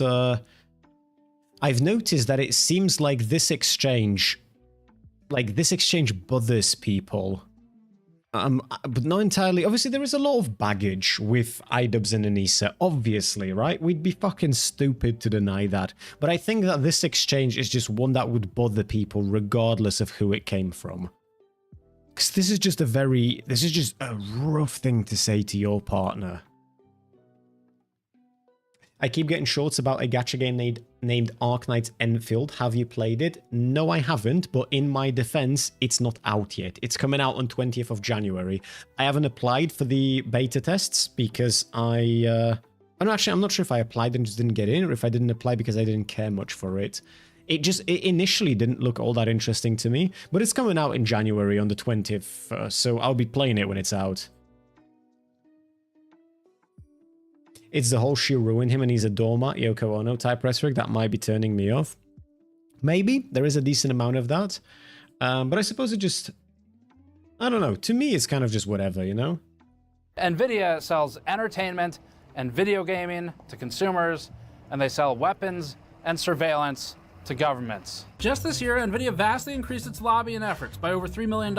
It spent millions with the current U.S. administration, including a $10 million donation to the White House ballroom, $1 million to the inauguration, and more. NVIDIA also partnered with the U.S. government's favorite AI military and mass surveillance software company, Palantir. That's in spite of the fact that those two companies were arguing about China just weeks before, because NVIDIA will work with anybody when the money is good. Palantir is going to integrate NVIDIA so that we could process at the speed of light and at extraordinary scale. If you're not familiar with Palantir, here's everything you need to know. Our product is used on occasion to kill people. And safe means... Anybody who... everything you need to know. Our product. Anybody who looks like this is talking to me about AI, I'm immediately fucking out of there. You know what I mean? Like, I'm turning around and I'm fucking gone. Because I have he has the kind of an energy that I feel like my life force is going to get drained. Is used on occasion to kill people. And safe means that the other person is scared. Palantir was co-founded by Peter Thiel, part of what's known as the PayPal mafia of the past, and he's also a multi-billionaire who thinks freedom and democracy are incompatible. Palantir's other co-founder and current CEO is Alex Karp, seen here after shoving a fork into an outlet, and his mindset appeals to angsty teenagers. I don't think in win-lose. I think in domination. Palantir is known for being the purveyor of mass surveillance. What is it with the I'm 13 and this is deep people coming out the woodwork again? Is it because the government's involved in... Is it because of the Trump's government? Is it just because there's like a right-wing lead in the like free world again? Because Asmongold's doing this shit as well, and it's just cringe. Do these people not know? Do they not know what they sound like? And its corresponding fuck-ups, like its system helping law enforcement detain the wrong people based on faulty data. In Chicago, at least 2 immigrants have been detained for deportation by Immigration and Customs Enforcement officers based on erroneous information in gang databases. And enabling rogue employees to spy on... Also, I love that the United fucking States justice system was not created to jail guilty people, but rather to keep the innocent people out of jail. And that idea is just out the fucking window. Workers. Meanwhile, the US government is relaxing AI regulations to rush through more data center construction. Recently, President Trump posted that, quote, there must be only one rulebook with some weird capitalization that... There must be only one rulebook if we're going to continue to lead in AI. We are beating all countries at this point in the race, but that won't last long if we're going to have 50 states, many of them bad actors, involved in rules and the approval process. There can be no doubt about this. AI will be destroyed in its infancy. I will be doing a one rule executive order this week. He cannot. We're fucking. This is the 1st of January, so obviously, I'm trying to go into the new year's with rather positive vibes. But hopefully, old age catches up to him, and he's just gonna drop fucking dead soon. Because, like, bro, you have got to... But then again, if JD Vance takes over, I don't think it's going to be any better. He might have, like, lower approval because he keeps getting mugged. But, bro... Seems like a one ring to rule them all thing if we are going to continue to lead in AI. We are beating all countries at this point in the race, he said, but that won't last long if we are going to have 50 states, which is... What do you mean? What do you mean, if we're gonna have 50 states? Quote continues, many of them bad actors, end quote, before later saying that, quote, you can't expect a company to get 50 approvals every time they want to do something, end quote. We can see why Jensen likes him so much, leaving no opportunity unmonetized. NVIDIA and Palantir are increasing the speed at which AI data centers are built on the US's already strained power grid, which is predicted to increase energy bills and electricity blackouts across the country. To better understand what it is Jensen Huang and NVIDIA are so excited to partner with, we're first digging into Palantir, and then later in this video, we'll go through the relationship between these two companies. GNCA still remains community funded and without embedded third-party sponsors, which means this video is brought to you by you all. This video is our first big investigative deep dive piece in the AI Dystopia series of video coverage that we're currently running a Kickstarter-style campaign for on store.gamersaccess.net. We've been shipping every backer tier with an included USB drive that we're writing with our USB duplicator, and each batch has a different set of MP4s for videos on them to enable permanent preservation of content, plus some bonus backer videos. That's alongside our new redacted, censored GN logo glassware with etched nucleation base in the bottom, our new sticker pack that includes a reference to when we got Bloomberg, plus some Snowflake the Data Pirate stickers. And in the Ghost backer tier, our Snowflake the Data Pirate doubloon metal coins. Those pair excellently with our Snowflake dice kits, each including a high-quality wooden box, integrated roll tray, 7 sharp-edge resin dice with embedded Snowflake the Cat, and a playing card that's legally distinct but usable in your favorite tabletop games. We also just restocked our copper-plated stainless steel mule mugs, which have the typical thermal conductivity for copper lasered into the side of the hammered finish mug. Perfect for drinks that we probably need at this point after NVIDIA's Palantir announcement. Lots of fucking product ads in a row, I'm not gonna lie. E-waste inductor tabletop gaming dice, with embedded e-waste inductors in them. You can find all of that and more on store.gamers. I don't know if it's ADHD or what it is, but he's advertised so many different products in a short span of time that I don't know what any of them were anymore other than the copper mug. .net. No. I mean, I'm letting it play, Lua, just because I'm going to use this dude's content for my own content, so it's only fair if anyone's interested that they have the chance to see all of it. I'm just saying that was a lot of products in, like, a minute. Thanks for your support and for making this channel community funded thus far. Now back to it. On October 28th, NVIDIA held a rare Washington, D.C. based GTC keynote where NVIDIA announced its partnership with controversial data mining and war profiteering company. Oh, thank you, Cheeto. Yeah, because it's a grass barking. Now I'm all the more curious what the fuck happened then with him, with the charges being dropped. Palantir, whose CEO in the past has said things like this. Bad times are very good for Palantir. As for NVIDIA, It's all fair, Lua. It was just a lot in a row for me. This was their announcement. I have a second announcement. This is the single fastest enterprise company in the world. Probably the single most important enterprise stack in the world today.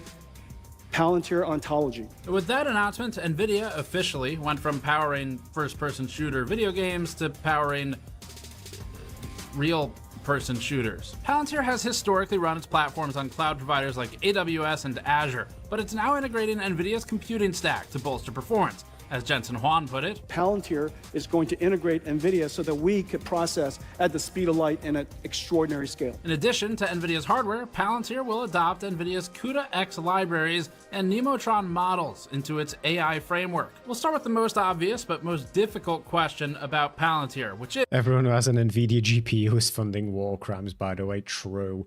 Do you know what I do find kind of interesting, though? America's always got all of that tech and all of those advancements and all of that, like, destructive power that nobody even denies. And then the country they've promised to defend gets attacked, and they just sit there like little bitches. It's just, like, you know what I mean? Like, yeah, cool that you've got all of this, though. It's anything good you're gonna do with it, or is this just to deport random brown people from your country? What the fuck is it? Palantir got its name from the Palantiri, which are the all-powerful seeing stones from Lord of the Rings that allow users to see far and wide. Not that one. There we go. That's the right one. The stones are the very ones that Dark Lord Sauron used to corrupt Saruman with. So, you know, they named their company after that. Great start. Probably should have read the book a little more. For those unfamiliar with Palantir, the company started in Silicon Valley in 2003 before relocating to Denver, Colorado. It started with a I imagine it will be more and more, Lua, especially in 2026. There's no reason for them not to get involved. I don't think they have like any moral, like, is AMD known for like the morality? described mission of, quote, building data-driven operations and decision-making software. Here's a behind-the-scenes look at one of the company's old advertisements. The future of information systems and robotics. The future of national defense. Cyberdyne Systems. I don't know how that got in there. Early on, Palantir worked with and was backed by the CIA, but Palantir eventually branched out to work with the FBI, ICE, and the DoD. And then, when it got bored of having partners with only 3 letters and wanted more, it worked with state and local law enforcement. The DoD previously awarded Palantir a $10 billion contract in August. The DoD said it received just one bid for the $10 billion contract.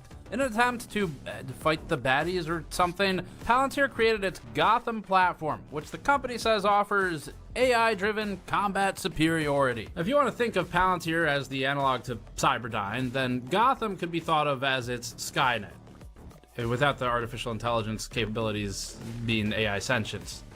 For now, at least. Gotham compiles data from sensors, cameras, Fuck, I've just remembered.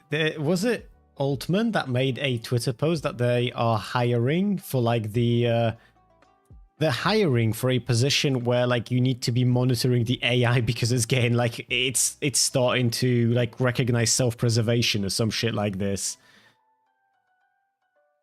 That was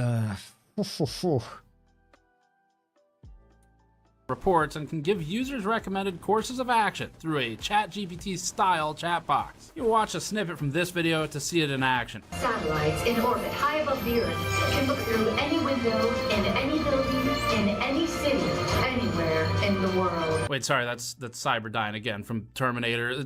Here's the right one this time. We start with Gap, he almost got arrested by an AI camera system. Did he lick it? What happened? military operator responsible for monitoring activity within Eastern Europe. They've just received an alert that military equipment is amassed in a field. Oh, very cool. So they have an AI-powered system that monitors what happens in Eastern Europe so that Donnie can then fucking ignore it. 30 kilometers from friendly forces. AIP leverages large language models to allow operators to quickly ask questions. Show me more details. They ask what enemy units are in the region and leverage AI to build out a likely unit formation. I'll what check that out enemy military later. unit is in the region? This RTS-looking interface leverages so-called AI to identify and destroy things. If you haven't been following the news, AI detection has already... You shouldn't take anything those nerds say. Sorry, you should take anything those nerds say with a grain of salt. Most of what they say is just bullshit to create hype. I deal with this shit at work. Ergy, don't you worry. I deal with people who's like, they fucking fabricate their own reality. Just so long as the graph goes up and to the right, the reality can be whatever the fuck they want it to be. And on the axis, they put something like fucking productivity gained and then AI implementation and then just like nothing tangible, just that. And then that's it. Used by law enforcement to wrongfully arrest people after facial recognition tools wrongfully matched people's faces with prior perpetrators. These aren't always Palantir, but this is a thing that's getting widespread. So applying this to dropping bombs from the sky via Palantir is the next obvious natural progression. The tool provides a bird's eye example of what a battlefield scenario might look like, and Palantir's video provides a specific example of how an operator can use Gotham to tell a drone to fly over to a specific region to gather more footage of potential hidden hostiles or just kill them. Task the MQ-9 to capture video of this location. Look, we're actually not using these clips just to be funny anymore. This whole thing sounds eerily similar to Skynet's advertisements in Terminator. Skynet can react instantly with anything from a strategic airstrike using a single drone to the deployment of 10 armored divisions or the 6th Fleet. The company named its platform Gotham because, we guess, it sees the world as a crime-ridden hellhole riddled with supervillains that need to be stopped. In that capacity, at least, they're right. The world is a crime-ridden hellhole. I would have assumed that Gotham as a word would be copyrighted. I don't know why I assumed that though. I've realized the other day, I kind of know like bits and bobs about copyright law, but not nearly enough because this shit's like fucking, I was never really interested in copyright law all that much. I just know it's fucky as hell. Riddled with supervillains. It's just the supervillains here are the ones with the AI grift who are widening the divide between normal people and the trillionaires who benefit from all of this technology. The name Gotham is also probably heavily inspired by this specific scene from The Dark Knight, in which Batman invents a controversial, high-frequency generator that uses smartphones to spy on the denizens of Gotham.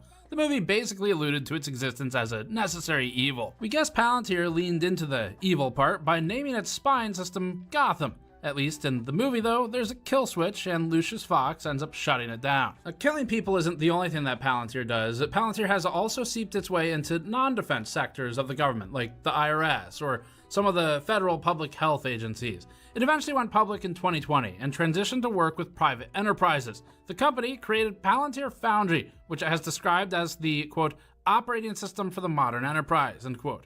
Like Gotham, but applied to enterprise, Palantir Foundry was basically specified to help companies increase productivity from the data that they've harvested and mined or just gathered from the course of doing business. And AML, yeah, I've got a bit of an experience with AI in the AML sector. I will just put it this way, without any spoilers ahead. I will be very surprised if the year 2026 is not a year where you're going to see some massive fucking fines for some massive fucking banks for giving a green light to AI systems that are not meeting regulations. Palantir is now used in a wide variety of industries that include finance, healthcare, manufacturing, military, and more. The company now reportedly serves over 150 countries and has offices across North America, Europe, the Middle East, Asia, and Australia. Beyond country borders and governments, Palantir has numerous enterprise customers. EnvyZone reported that Fiat Chrysler has used Palantir to identify faulty car parts. Airbus, they say, has used Palantir to address manufacturing issues, and BP has used it to increase oil production. Other high-profile customers include Walmart and Wendy's. Now, personally, I'm looking forward to when Wendy can not only bomb your intestines from within, but also bomb your vehicle from orbit because you didn't go through the drive-thru fast enough. At GTC, NVIDIA CEO Jensen Huang showcased how Lowe's was using Palantir to optimize its business decisions. The retailer has purportedly created a digital replica of its global supply chain, and NVIDIA cited how its partnership with Palantir could help the home improvement chain pivot its shipping logistics whenever things like unpredictable weather may cause international shipping delays. But Jensen didn't cover all of the use cases that Lowe's has for AI, and you should know about some of the other use cases for AI that companies like Lowe's deploy. Now look, Flock is a different company from Palantir, but they're all kind of doing similar things, which is building out AI, facial recognition, and people profiling solutions that we think you should be concerned about. So let's take a closer look at some of these other examples of concerns with AI and corporate overreach. Home Depot and Lowe's have both used Flock security. I love how I absolutely love how people laugh at Britain for being the big brother state, right? The country where you're always being monitored by cameras. And meanwhile, in America, there's like fucking AI facial recognition software that matches you to the wrong person that ICE is using to deport motherfuckers through. Cameras and plate readers, and they share that data with the police. 404 Media reported, quote, the sheriff's office is able to tap into Flock license plate reading cameras at 173 different Lowe's locations around the US, end quote, and that the Flock cameras, quote, chat constantly control too. Scan the license plates of cars that drive by. Because there are Flock cameras around the country, Flock often has a snapshot of people's movements, which police can search, typically without a warrant, end quote. That's right, these systems, like the one we showed at the beginning of this video, can build a profile on you.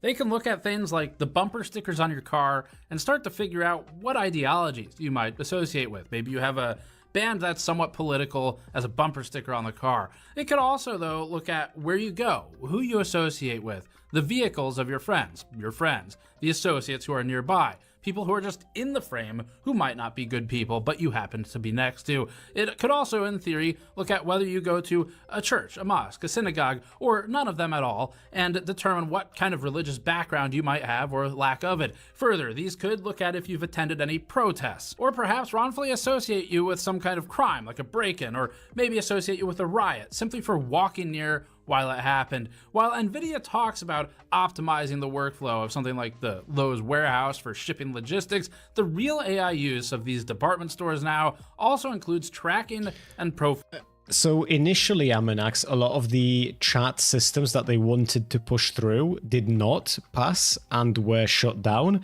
And now they're moving forward with some of it without like needing everyone to agree.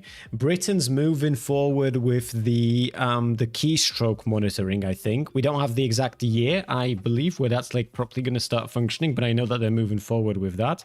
And I think no, it wasn't 2 European countries. Most European countries support them in that. I think Poland is one of I think there's like 3 or 4 countries, and Poland's one of the ones that are against this type of like fucking chat control. Everyone else is just Gucci with it. Filing. Less sinister, or maybe not, they can also use this technology to look at how long you linger in front of a store shelf before deciding not to buy the thing you're looking at, and then later shovel ads of that thing in front of you until you finally cave and decide, you know what, control what you do and don't get to say. In the store. About a week ago, in front of this suspected ICE field office, there were 2 camera surveillance towers that look sort of like this. These surveillance towers include license plate readers, so when I drove away from it, it tagged my car, and then it'll add it to a profile that exists for everywhere else I've driven with one. People aren't okay with it, but people don't care if they're not told, and in today's day and age, it is shockingly easy to hijack people's attention span. That's why AI-generated fucking videos are popping off like that, because the populace isn't gonna care, right? The populace is just there to be manipulated by the fucking old farts in charge.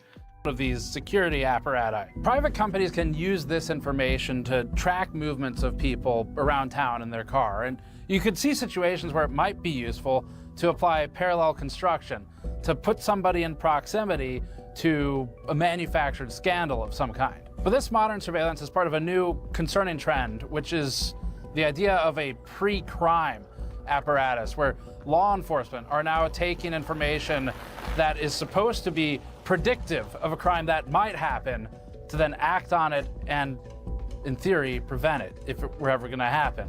Like some kind of weird Minority Report type of situation. This could be used against anybody where, for the right price, especially if you run a large company, you might have access to data like this that profiles someone everywhere they've ever been, everywhere their car has ever been monitored, what's on the back of their car, what those bumper stickers might tell you about their associations or their political beliefs or otherwise.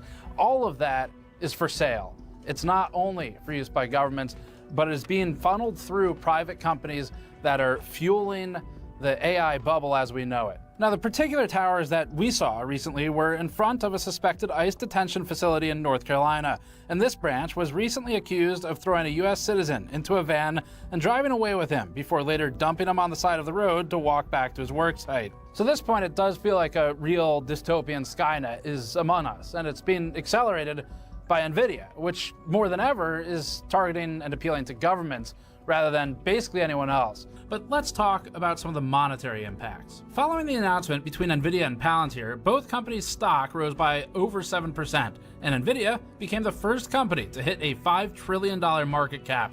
Considering NVIDIA became the first company to hit a $4 trillion market cap just a few months prior, back in July, the bubble is brewing quickly. The news that NVIDIA and Palantir became fast partners came as a little bit of a surprise, because Palantir Chief Technology Officer Shyam Sankar recently penned an opinion piece on October 17th, just 11 days before the GTC keynote announcement. It was published in the Wall Street Journal with a page that reads, quote, "Jensen Huang is wrong about China," end quote. In it, the CTO talks about the tensions between the United States and China and wrote, quote, "Mr. Huang says, subquote, doesn't have to be all us or them. It could be us and them," and subquote, and end quote. Sankar asserted that this wasn't possible, and he continued, quote, "The Communist Party believes China and the US are locked in a great struggle for mastery. In this worldview, it isn't enough for China to rise, the US must fall." And the baffling thing here is that, like, America seems to just be throwing in the towel. It seems to just be the case that, because it used to be like a war of values, right? And it used to be quite easy for you to point to something that China's doing that is like super fucked up and say like, hey, this is what America's fighting to not have us all go through as well. And it looks like you are, looks like you're just not going to be able to do that for a very long time anymore. Quote. One interesting thing to note regarding this story is that I will take Nick K's future, Kathy, if I get to be the operator or the commander or whatever the fuck the main character's called. But if I'm one of them humans, I'm good. I don't want that shit. The title of this opinion piece was changed and softened from "Jensen Huang is wrong about China" to "Why the China Doves are wrong." That change was made after the announcement of the new relationship between Palantir and NVIDIA, from what we could find.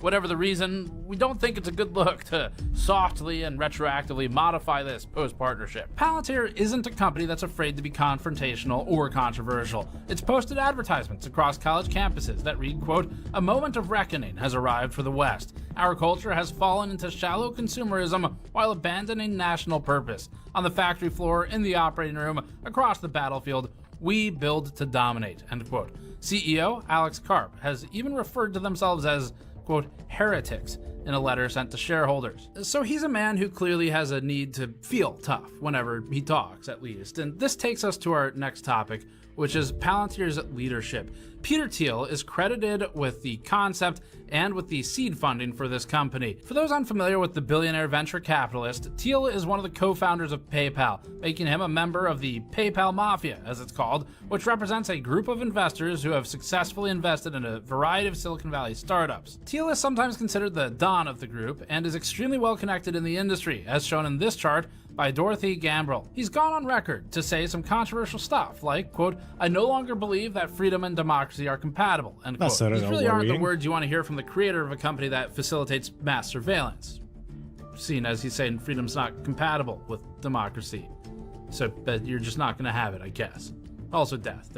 They facilitate that too. Speaking of death, he also famously paused for an extremely awkward and uncomfortable amount of time in this interview. You would prefer the human race to endure, right? You're hesitating. Yeah, well, Yes? I don't know. I would, This is a long hesitation. This is a long hesitation. There's so many questions implicit in Should this. the human race survive? Teal is also oddly upset. Bro. That's what I mean. These people, it's just these people, they live in bubbles.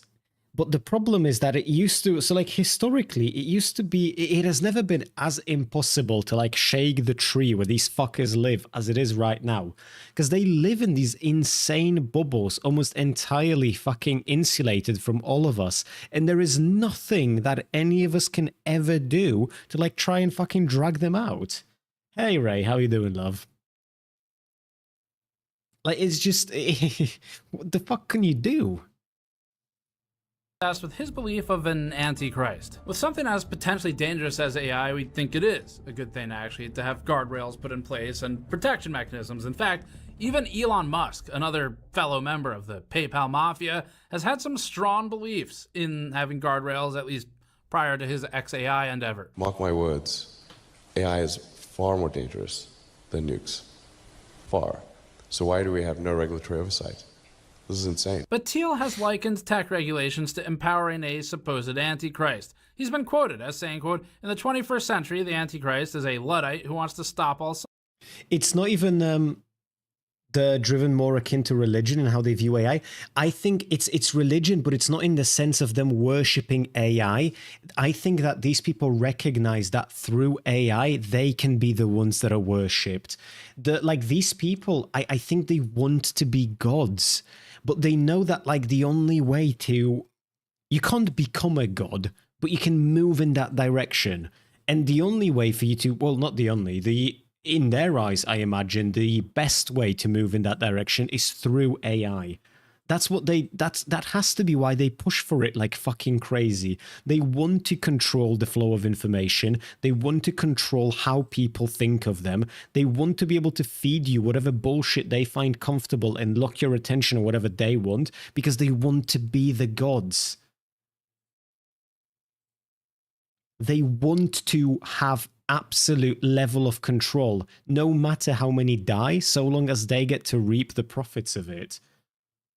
Science, end quote, before relating that to someone like Greta Thunberg. He's also a chairman of the board for Palantir, and he's a stockholder. I'm gonna be real with you, it's real fucking weird to continually say the word Antichrist in one of these videos, and it's like actually relevant and not a joke. Let's move on and instead talk about this other guy, Palantir's CEO and man caught in a hurricane, Alex Karp. To his credit, Karp has acknowledged the risks that AI poses and told CNBC, quote, my general bias on AI is it's dangerous, end quote. But like Palantir CTO, Sanker, he also amplified the divide between China and the US and added, quote, either we win or China will win, end quote. And again, this is the company that just partnered with NVIDIA, so they do still have some differing beliefs because NVIDIA has been trying to keep all the glue together that holds together its sales for both the US and for China, because that's how NVIDIA makes the most money. Regardless of whether or not you believe the either we win or China will quote from Alex Karp here. Hey Wing, we are currently watching a video about NVIDIA and Palantir's new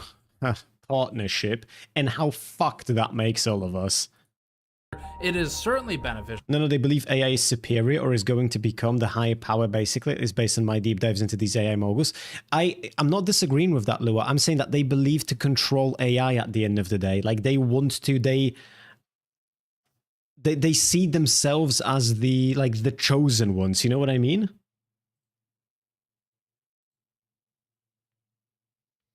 For Palantir's bottom line for the US government to believe that quote. And a tactfully applied boogeyman can be found in just about every country's rhetoric in the world. When asked about what concerns AI might pose, Karp told Axios, no decision is without risk. And the risk we have to absorb here is going long on this because it's not like we're not doing this in a vacuum.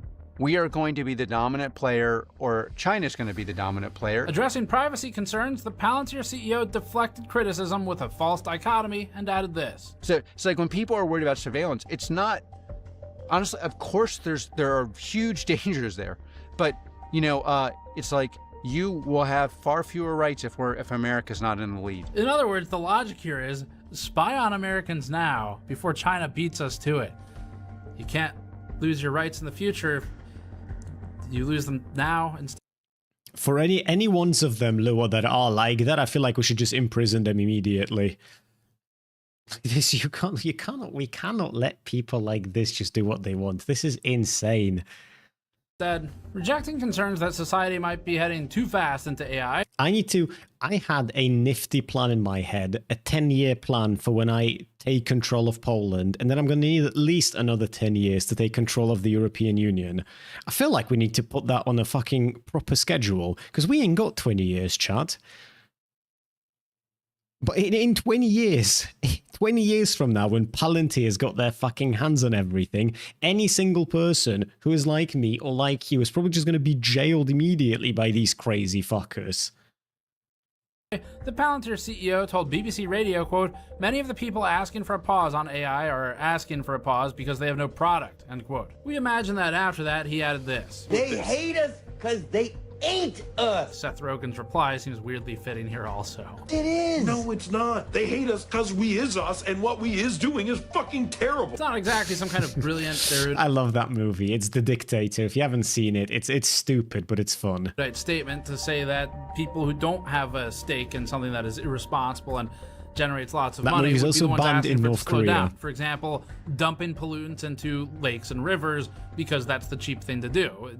Probably the other people drinking that water would say, hey, maybe we should put a pause on this for a minute. Statements like Karp's that only losers want to pause AI make more sense when you hear Karp saying half-baked things like, if you've done something big and important, you're probably a good person. you can tell that to the likes of people like, I don't know, Jesus. Sam Bankman-Fried, Martin Shkreli, Pablo Escobar, and well, I guess we could go down the route of Godwin's law of internet discourse too. But again, statements like these might make sense when you define. The dude, Alex, was asked how he's making his money with AI. He started talking about Fent and Mamdani. Dude, there is a... Fuck, I have that saved somewhere. When Altman split with his previous partners, two of those partners went on to make AI companies, right? And they have both secured billions in funding, and they don't have a product. I'm not saying they have something in the early phases and it's not there yet. They don't have anything. Sutskiver and Murati, those are the people, right? Because it was...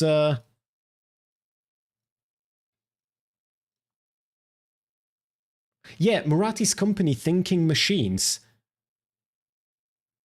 Like... Murati told the investors not to be too interested in what she's doing on a day-to-day basis because she's got it covered, and she gathered $2 billion. $2 billion from investors, and there's no product. I don't know what the fuck is going on. It feels like just one massive money laundering scheme, bro. It feels like the worst part about all of this. So like Nvidia and Palantir might be a good example here.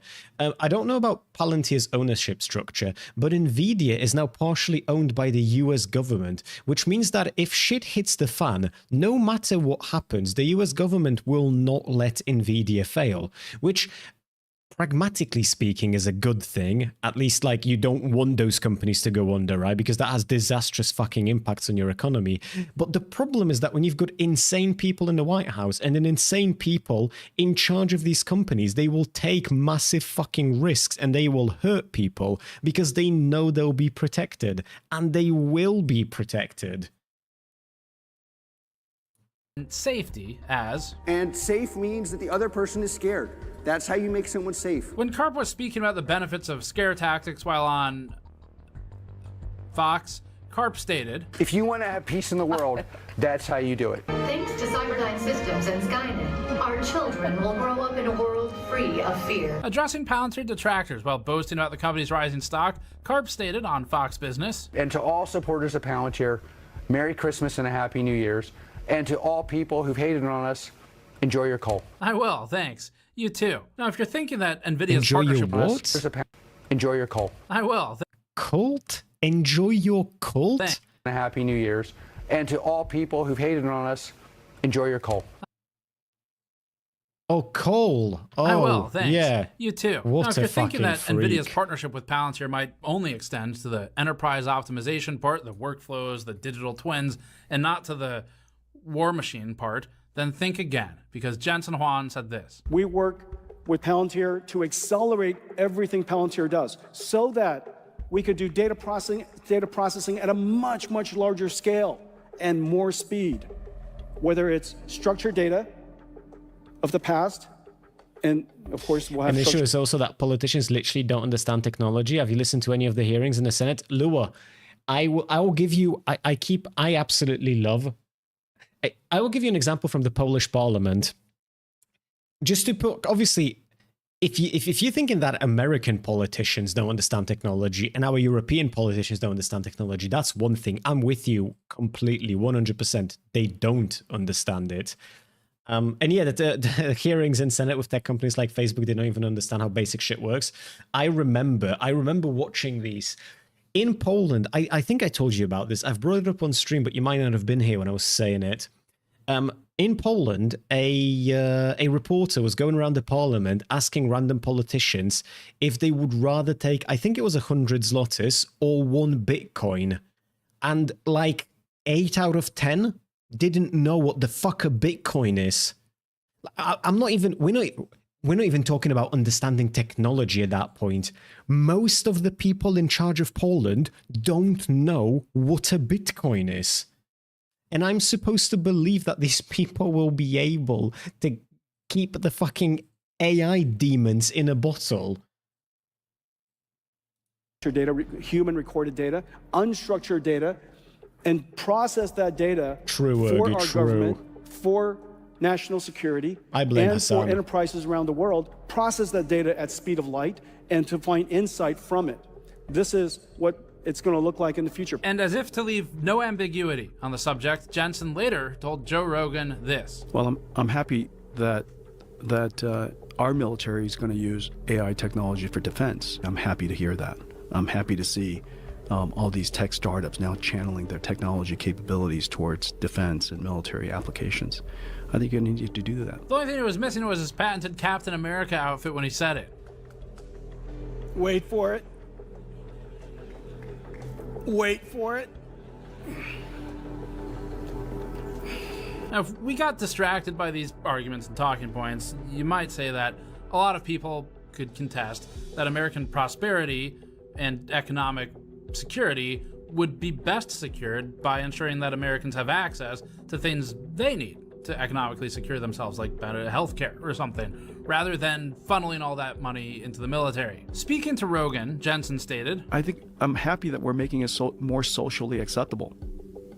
You know, there was a time where when somebody wanted to channel their technology capability and their intellect into defense technology, somehow they're vilified.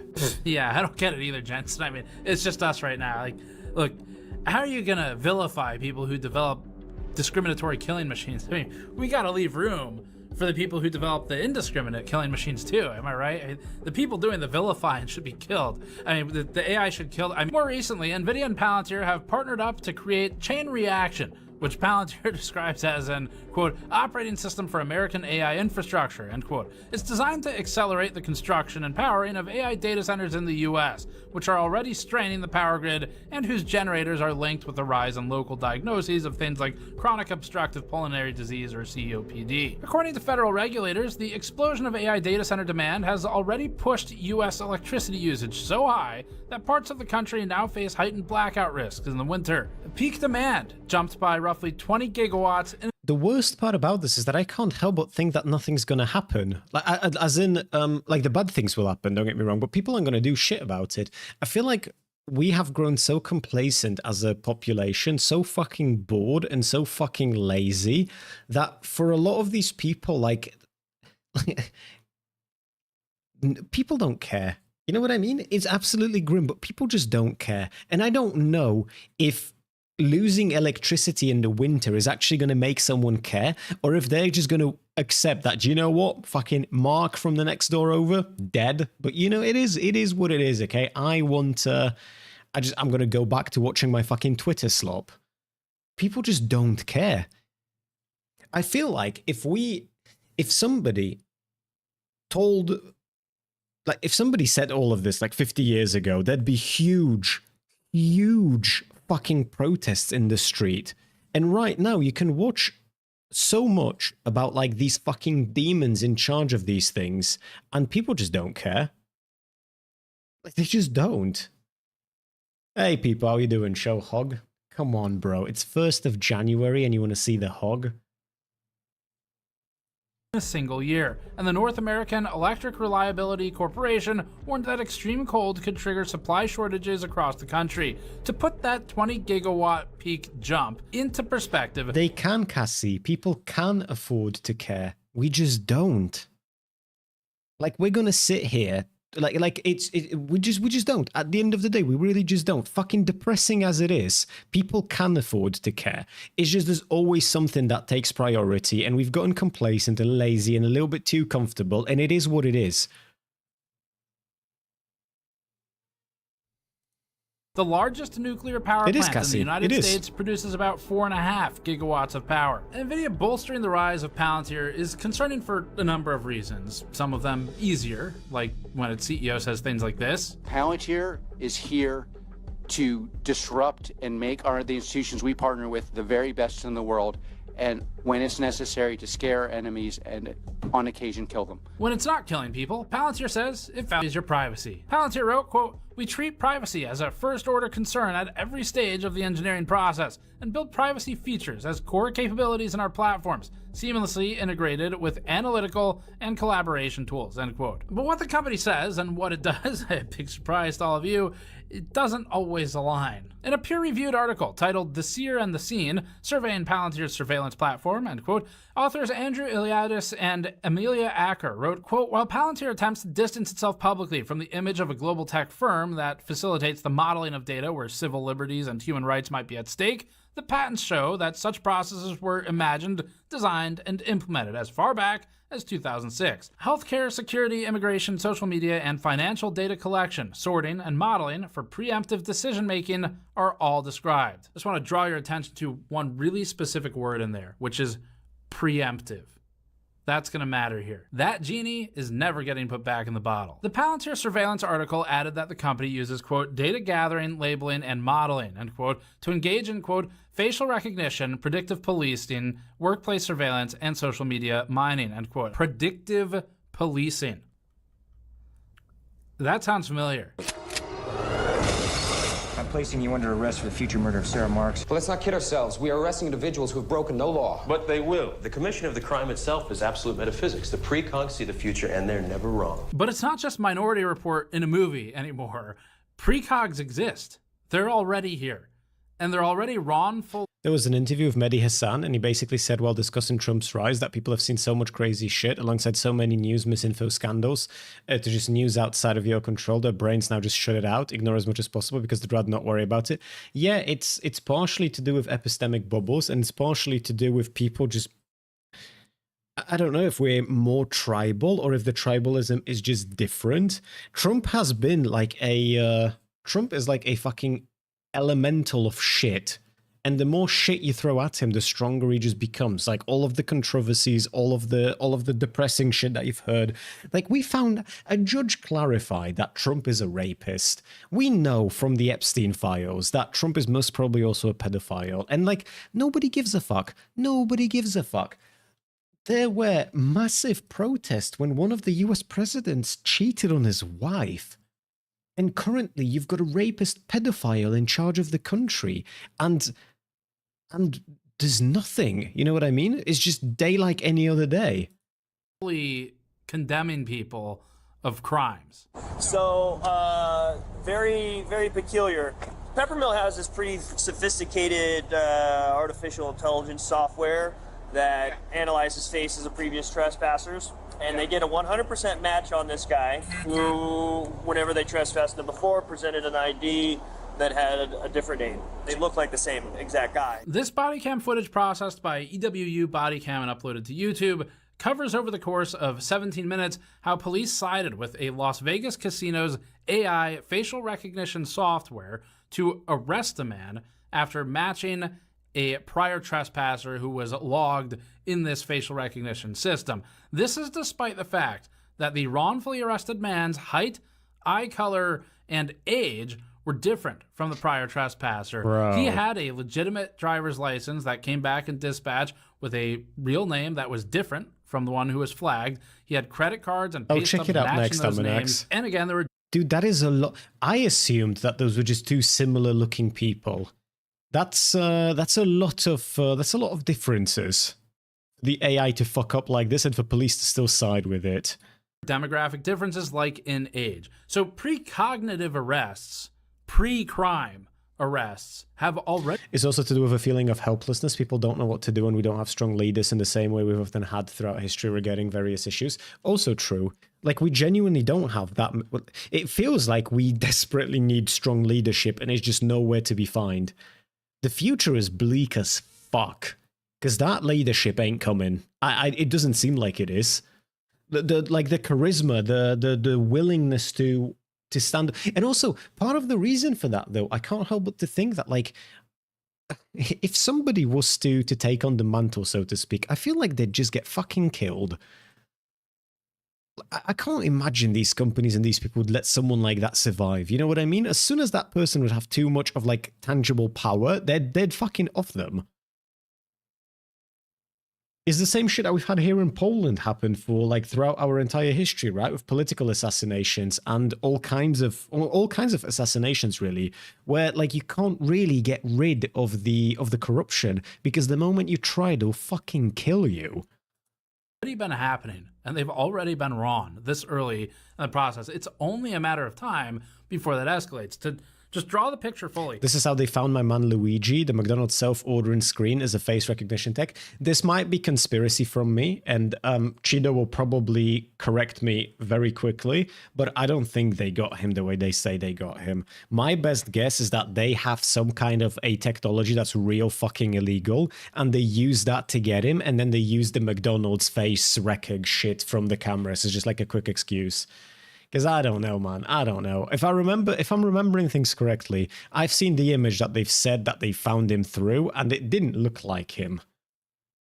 You could see a scenario where a false positive might match someone who's a wanted gunman or a known murderer or something, which would associate them with a deadly weapon. You could then see a situation where police or security of some kind might respond with weapons drawn rather than not over what ended up being a false positive. In this situation, someone could die because of that. The only difference is that instead of precognitive people who are reading the fabric of our consciousness in a movie with Tom Cruise, this is an AI system that uses the same shitty type of software that powered this thing. Come on, you guys, let's wrap up. Let's go. 5 things. Where are you going? I sit right here.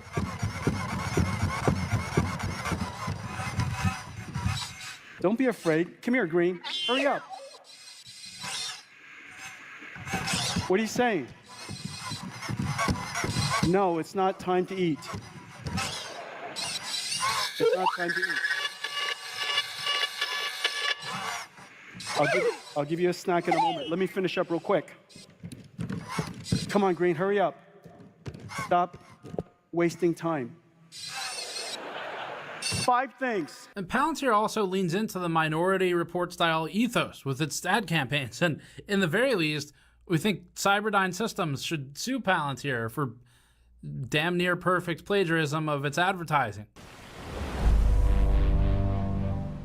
Targeting the bad guys before they can target you. Speaking of Minority Report, 2 federal lawsuits indicate that at least 2 immigrants were erroneously detained for deportation by ICE in Chicago, which Bloomberg, which will probably precognitively copyright strike this video, reports were likely enabled by inaccurate information funneled through Palantir's systems. The company's tools excel at centralizing surveillance data while using AI to focus on requested intel, like a laser beam. Is Bloomberg known for, like, copyright striking, or what was that slight about? Am I missing something? Taking a page out of the book 1984, Orwell would be so... Well, I don't know if he would be proud or not.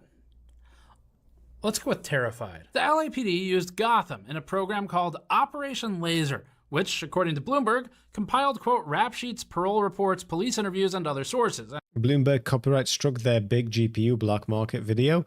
The GNCA's video, you mean? End quote, on would-be criminals and shared them with local law enforcement to try and, quote, stop the pre-crime suspects as often as possible, end quote. Pre-crime. Also, quick reminder, guys, if you haven't joined my Discord already, I highly encourage you to do so. I'll throw you an invite in just a sec, because obviously the bot is fucked currently. It's a very cool place. I highly recommend. Suspects. Pre-crime suspects. That's not how those words work. All right? So these law enforcement officers would reportedly use excuses like jaywalking or fix-it tickets to intervene. This is often referred to as parallel construction or evidentiary laundering, a concept wherein law enforcement has some kind of evidence, potentially acquired illegally and in a way which would not be admissible in court, and then launders it through other reasonable suspicions, like a broken taillight on a car where a flock camera maybe saw people with a known past of drug dealing getting in, even if they weren't actively doing something wrong. Slippery slope type arguments don't seem like a fallacy in this situation, and so-called pre-crime surveillance does seem to be on the rise, and we do think it can be abused. For its part, however, Palantir has denied any association with pre-crime. Palantir asked Palantir on Palantir's blog, quote, does Palantir enable predictive policing, end quote, to which Palantir answered Palantir. Here's the Discord link. There we go, and...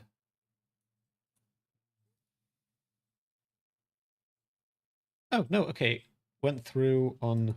Nope, it didn't. There we go. Went through on both now. Here saying, quote, no, Palantir does not provide predictive policing tools, nor do we support any predictive policing workflows, end quote. It then wrote that it is used by police, including for operational purposes and for investigations, which it says are made more efficient with Palantir's software. Palantir even actually referenced Minority Report when writing about the EU AI Act. Palantir investigated itself and found itself not guilty. Yeah, I love it when they say shit like this. That they just use it for operational and investigative work to like increase efficiency, but they don't really like they won't give you details on what that means. And usually what it means is that they use it for something eerily fucking similar to like the top bit here. For investigations, which Minority Report when writing about the EU AI Act, which Palantir summarized as disallowing prediction of criminal activity, akin to, they say, Minority Report crime forecasting. This was Palantir paraphrasing restrictions of the EU AI Act. So they're distancing themselves from pre-crime. And again, part of the concern here is the slippery slope that it may become a thing later. And also, again, distancing yourself from controversial things is exactly the type of thing that an AI company powering global surveillance would do. But at least that's what they say. Just from our opinions, this can only get worse. Now, Palantir's tools are, unsurprisingly, reportedly also being used to track and surveil people who aren't suspected criminals. Bloomberg wrote, quote, police and sheriff's departments in New York, New Orleans, Chicago, and Los Angeles have also used it, frequently ensnaring in the digital dragnet people who aren't suspected of committing any crime. People and objects pop up on the Palantir screen inside boxes connected to other boxes by radiating lines labeled with the relationship. Colleague of, lives with, operator of, and a cell phone, owner of, a vehicle, sibling of, and even lover of, end quote. The latter of which creates a vector for blackmail opportunities. There should be... Why is this legal, bro? Palantir's immigration tools, which have been called Immigration OS by critics, have also enabled ICE to track and pressure legally present immigrants, including college students here legally, not counting other detainment and arrests of citizens. Law enforcement has used surveillance platforms like Palantir's to track, categorize, and target activists. Wired wrote, quote, surveillance of protesters has included the construction of dossiers known as baseball cards, with analysts using high-tech tools to compile subjects' social media posts, affiliations, personal networks, and public statements critical of government policy, end quote. As a specific example of the tools to compile subject...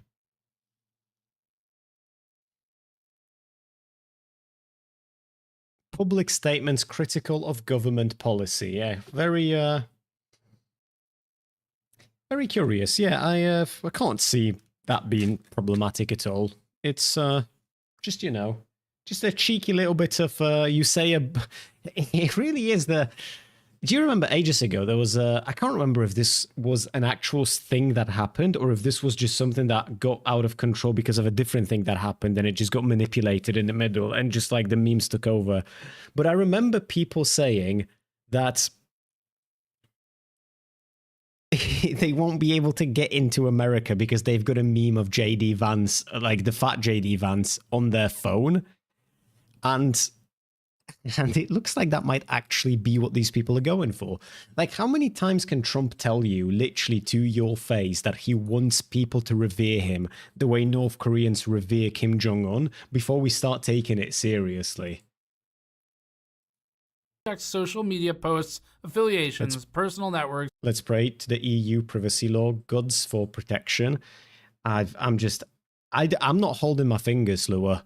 Because the only countries, if I remember correctly, the countries that are against this like chat control bullshit that I imagine would also be against this are not the countries with real power in the EU. The countries with the real power, your Germanys, your Frances, your fucking UKs. Well, I suppose the UK is the UK is no longer a part of that one. Forget about Brexit there for a sec. But Germany and France are all in favor of this, and they're the big boys. Nobody gives a fuck what Poland has to say. And public statements critical of government policy, end quote. As a specific example of the authorities squashing political dissent, in April, the U.S. government revoked the visas of 9 foreign students after they attended protests. It's an indiscriminate application of an inherently discriminatory technology. Chido, I will pull up all of that in a moment after we're done with this video, if that's fine by you. Because if these has videos playing, I'd rather do it on main screen in case somebody picks up something I'm not seeing. The only question is who's being targeted next time. Even if you agree with current government's ethos, this should still concern you because the next administration's philosophies you might not agree with, but you're still going to be the target.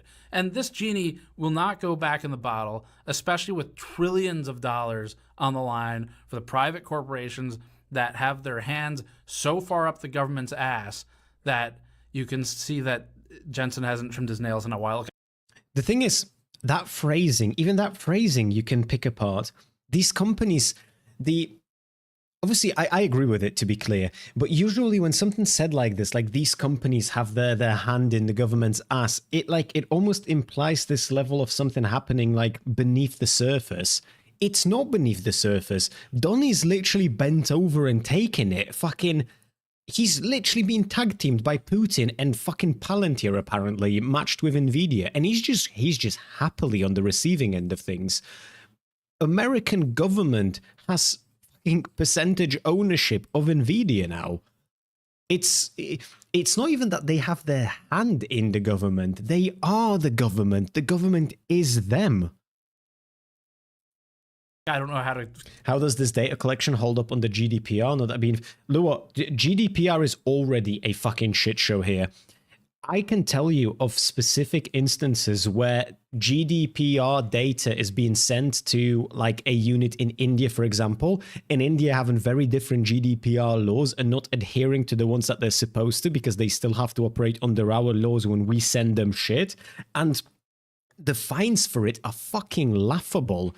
Like, that's the thing. They always, the generated revenue is always more than the cost, than the punishment is. You would have to fuck up at such a profound fucking level that, like, you're barred from doing business in a given country for any of these fuckers to care. And you're not going to get barred from doing business in a country when you're part of the government. Like, this shit's beyond insane. Complete the analogy. You get the idea. All right. I feel you. There's a lot of money at play. And NVIDIA, as an example, has moved on from benefiting from video games to instead benefiting from the extrajudicial destruction of rights. That's what we think about what's going on. And to execute its actions, ICE uses Palantir's integrated case management ICM system, which the company developed to assist the enforcement agency. And remember, Juan said NVIDIA will accelerate everything Palantir does. Amnesty International elaborated on the dynamic of the ICM for Palantir. How are you doing? Palantir. Quote, ICM allows ICE personnel to create an electronic case file that organizes and links all records and documents associated with a particular immigration-related investigation. So they're easily accessible. Just, just in a doomer mood of over the government and AI companies taking over the world. A single location. The AI tools supplied by Palantir play a key role in U.S. authorities' ability to identify people, as well as their behavior and movements, more quickly and on a large scale to determine if their visas should be revoked, end quote. Speaking of identifying individuals, ICE uses a facial recognition app called Mobile Fortify, which handles identity verification in real time. Wired pointed out that facial recognition tools like Mobile Fortify... No, I know about the ones that have been fined as well, though. It's just the fines are usually laughable. It's like, it's barely... It falls under the cost of doing business mentality for a lot of these companies. Have been linked to false positives. ACLU Deputy Director Nathan Fried-Wessler told the publication, quote, face recognition technology is notoriously unreliable, frequently generating false matches and resulting in a number of known wrongful arrests across the country. Immigration agents relying on this technology to try and identify people on the street is a recipe for disaster, end quote. Even scarier, Congressperson Benny Thompson, who is the ranking member of the House Homeland Security Committee, stated, quote, ICE officials have told us that an apparent biometric match by Mobile Fortify is a definitive determination of a person's status, and that an ICE officer may ignore evidence of American citizenship, including a birth certificate. ICE officials have been told that an apparent biometric match by Mobile Fortify is a definitive determination of a person's status, and that ICE officers may ignore evidence of American citizenship, including a birth certificate. What the fuck are you supposed to show them if you get an apparent biometric match? Bro, a birth certificate is not good enough for these people. What are you supposed to show them? End quote. Elaborating on the breadth and depth of Palantir's surveillance capabilities, 404 Media says ICM is capable of sifting through hundreds of specific categories that include, quote, a person's resident and entry status, physical characteristics such as tattoos or scars, race, hair and eye color, place of employment, social security number, driver's license status, bankruptcy status, and location and license plate reader data, end quote. Speaking of location tracking, The Guardian reported that with the help of Palantir's Falcon tool, ICE could, quote, track a person's location, including their route and movement, hour by hour using cell phone tower records, end quote. With tools as powerful as what Palantir is developing, you'd want the company to at least have a solid foundation for its general principles. But Palantir is built on a rocky foundation, and we think built atop unethical grounds. In 2010, a competing data analytics firm, i2, sued Palantir. The lawsuit alleged Palantir had misappropriated i2's software, trade secrets, and other confidential proprietary information. In an act of self-righteousness, Palantir tried to explain that... Hey, Wing, thank you for the follow. It essentially had an obligation to do so, stating, quote, what's at stake here is the ability of critical national security, defense, and intelligence agencies to access their own data and use it interoperably in whichever platform they choose in order to most effectively protect the citizenry, end quote. This, of course, makes sense when you've got a CEO who says stuff like this. Palantir, we believe we're notoriously good at being right. Yes, I too remember the arrogance of a 15-year-old playing Counter-Strike Source. Is this guy not... Oh, he's not playing Counter-Strike Source. And he hasn't been a teenager for a long time. Some things never change. Palantir's motion was denied, and the company reportedly had to fork over roughly $10 million in a settlement. Fun fact, Shyam Sankar was listed as one of the misproprietors of those trade secrets. His punishment was to be Palantir's CTO. Worked out well for him. As a specific example of Palantir's surveillance overreach gone wrong, look no further than Peter Clavicular III.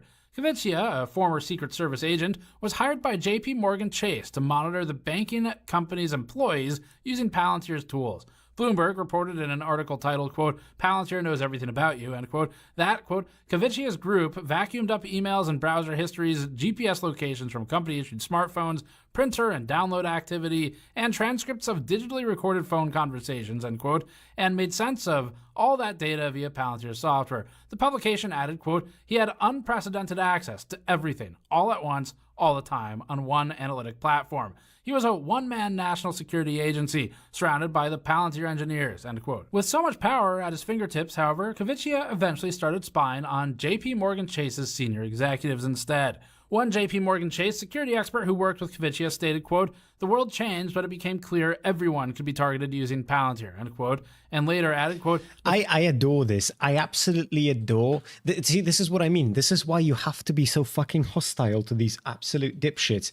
This is why. So when I was back at uni, we used to. When I was back at uni.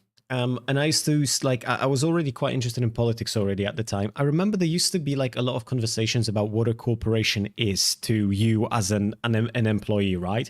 And some people who obviously like to suck the corporate dick and fucking deep throat it with the Gluck 3000 would talk to you about how the corporation is a friend of yours and how they're there to better you and how you have access to all of these extra resources at your disposal that you wouldn't otherwise have access to. And then people on the flip side would be like, no, the corporation is the enemy. They are there to use you and abuse you and fuck you over and churn you out and spit you out and then take somebody else, hire somebody else for a fraction of your pay, have you train them, and then fire you. And I always found myself somewhere way the fuck more in the middle of that, right? Well, like, the corporation isn't an enemy of yours, but it's not a friend. It is, if you're an employee, then what it is, it's your boss, and you have certain rules and regulations that you have to abide by. And obviously you can make the most out of it, but they will never be a friend, right? It's a structure. And even if you get along with your immediate manager, the people higher up don't know, don't care, and will never care. But with shit like this, look at how it looks like they knew about this absolute fucking Kvitchia freak doing this. And as long as he was doing it to regular employees, nobody cared. When he was monitoring everything that the regular employees were doing, everything was fine. And then he started targeting the higher-ups. And then suddenly it became a problem, right? Because then, we can't have that anymore. But they allowed for it. They allowed for it. They just didn't want... This is what I mean. This is the same shit that, like, when the Confederation here in Poland is talking about how, like, we need to have a monarchy again, and all of these dipshits are cheering them on. It's because they don't think they will be the serfs. They don't think that they will be the useless ones that are being used and abused. They think they will be part of the fucking elite class. But even if they are part of the elite class, they'll still be used and abused. My face contorted itself hearing that first take.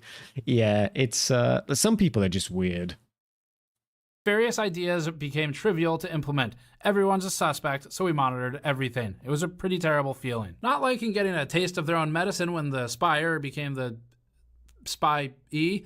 JP Morgan laid Kvitchia off. He reportedly got a severance package, and then, as an award for his surveillance overreach, became the CTO of a fintech company. So I guess somewhere, anytime there's surveillance overreach, a CTO gets their wings. The CTO is the one who did the surveillance overreach. But look, nobody gives a fuck about the JP Morgan Chase executives, okay? But even still, the story exemplifies a scenario where unprecedented surveillance tools that were originally purpose-built for military applications are being turned, we think, unethically against U.S. citizens for the easy part, but it is global, with virtually no checks on access. And more importantly, take care, Kathy. Thank you for stopping by and sleep tight. In this case, very powerful, very wealthy banking and investment executives who had commissioned the very use of those tools. These are people who probably think they're impervious to such things, and yet it was pointed against them. So with no guardrails in place, we're reminded of Lord Acton's famous quote of power tends to corrupt, and absolute power corrupts absolutely. Although metal band Parkway Drive also said it. It's just a little bit of a deeper voice. While NVIDIA essentially got its start as a graphics card company powering games and wouldn't have survived without the backing of gamers, NVIDIA has said it's, quote, no longer a graphics company, end quote, and it's now grown into the most valuable corporation in the world. It's now bolstering the military-industrial complex with partnerships. And this isn't your run-of-the-mill, old, boring, archaic weapons manufacturing of the defense industry where, at least as an American, you get the comfort of knowing you probably won't be extrajudicially blown to smithereens by a missile fired from a fighter jet in the sky as long as you're on American soil. This is something where these particular tools are being deployed both domestically and internationally, and mostly by private entities. That's kind of the scary part here, where anybody can be a user of these types of tools if they pay enough money, if they work with the right companies. And likewise, anybody can be an enemy of the state. The only question we have... Glad I like AMD. I honestly don't see AMD going in any other way. I'm gonna be honest with you. Like, what... Why, right? You know what I mean? Like, why would AMD do... Because I've seen people say that, like, oh, AMD is gonna join the RAM market to make memory in a time of shortage. Like, if that's the case, yeah, they're not going to sell that memory at a loss to people like us when they can make 3 times as much selling it to fucking AI corporations. I mean, I hope that they end up being the ethical ones, but I won't believe it until I see it. It's a corporation. They're driven by profit. Is where that line is drawn between the state and between the private companies that are funding it. That is what's becoming unclear to us at this point.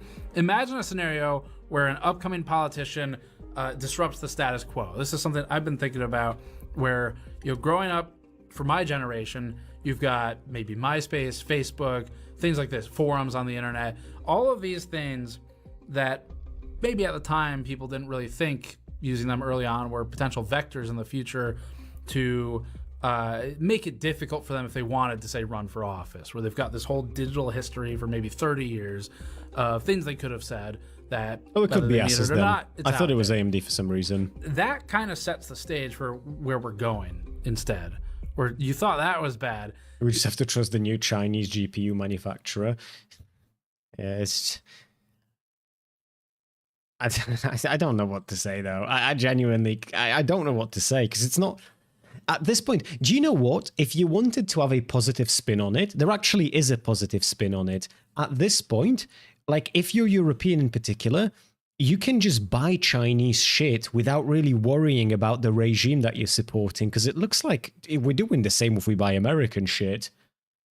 Right, you might as well just get back to buying the cheapest ones. You know, it doesn't matter if it's Chinese or American. It looks like all of them just want to control you. So just get the cheap shit. Buy yourself a fucking bunker, and peace. Take care. Just take the scenario where, let's say there's an upcoming politician. I don't care what party, I don't care what beliefs. Make it something you care about, someone you want to support. And they disrupt the status quo. It could be both parties, doesn't matter.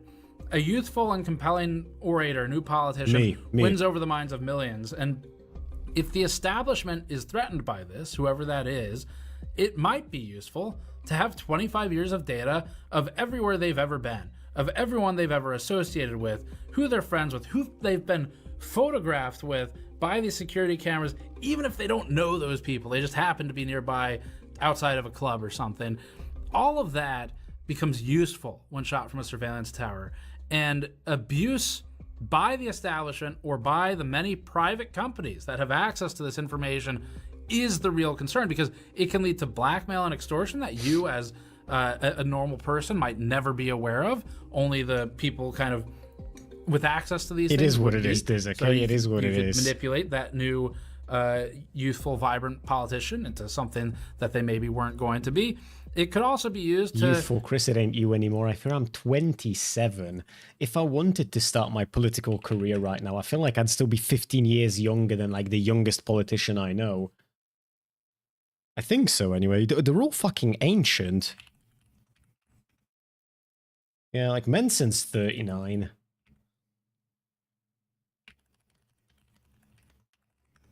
How old is... Alexandra Ovca is 33. I guess she's on the younger side of things. Manufacture scandals and prevent the disruption of the establishment. Find something to create a problem out of nothing. And that's without the warrantless, wrongful arrests which have already happened to everyday people. So this technology is dangerous. And both Nvidia and Palantir are currently listed within the top 25 most valuable companies in the world by market cap, with Nvidia currently at number 1 and Palantir at 23 at the time we That's what I was going to say, Wing. Yeah, they're the ones currently doing this. Yeah. shot of this. While much attention has been given to Nvidia's meteoric rise, the same can be said about Palantir.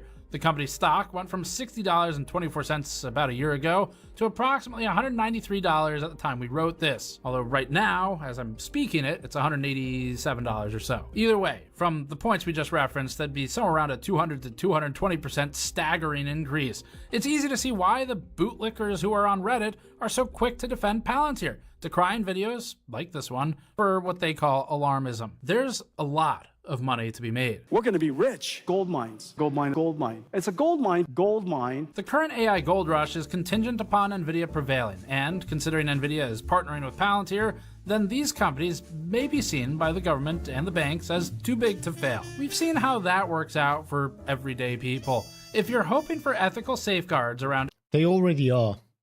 It's not that they might be seen. They already are, right? There's no vagueness about this. It would be fucking delusional to think otherwise. AI to be put in place, these are not the conditions for them. If anything, Nvidia's hardware and software ecosystem are more likely to push Palantir's militaristic and surveillance capabilities to become even more autonomous and self-regulated, which would further remove human accountability from the equation and even further cheapen the cost of war and domestic control. Again, while Palantir's tools were originally aimed at terrorists, as they've been marketed, they have been used on civilians in the name of safety. And we're now starting to see, unironically, the use of phrases like pre-crime or pre-crime suspects, seemingly without any recognition of how terrifying this concept is. And AI has the potential to fundamentally change society, but to change it for the better, for normal, non-trillionaire people, requires responsibility. And that's not what we're going to get. Neither Palantir nor Nvidia have a great track record for responsibility, or for being ethical companies, we think. If anything, they both seem hell-bent on what Karp calls domination. And Jensen's right there with him now. As a wise man once said, Yeah, but your scientists were so preoccupied with whether or not they didn't stop to think if they should. Perhaps the worst part of all of this is that there doesn't seem to be a way to put a pause on this dystopian trajectory we're on, where there's no ballot measure to vote on right now that matters for any of this. They didn't ask if you cared. They don't ask what you think, what your opinion is, or what ours is. In their quest to build what they think is the future, Nvidia and Palantir together may be creating the final boss, one where we're all helpless NPCs who are looked upon by the players, which, in a twisted way, I guess would make Nvidia a gaming company after all. And that's it for this one. We have a lot more of this coming in this series. You can support us directly on the store, on store.gamersnexus.net if you... Yeah, well, that was 47 minutes and 51 seconds of relentlessly depressing news. I do appreciate the content recommendation, Lua. I don't know what I would do without you on the 1st of January of the year of our Lord 2026, 12 minutes past 10 PM, and I want to kill myself. How are you all feeling, chat? How is life?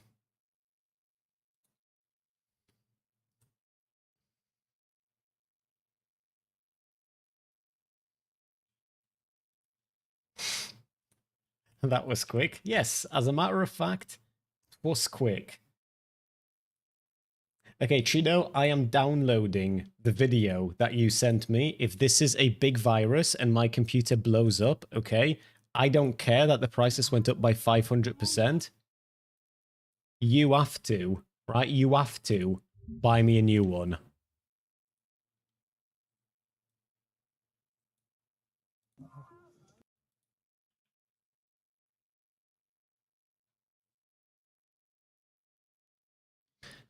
Wait, hold on. Is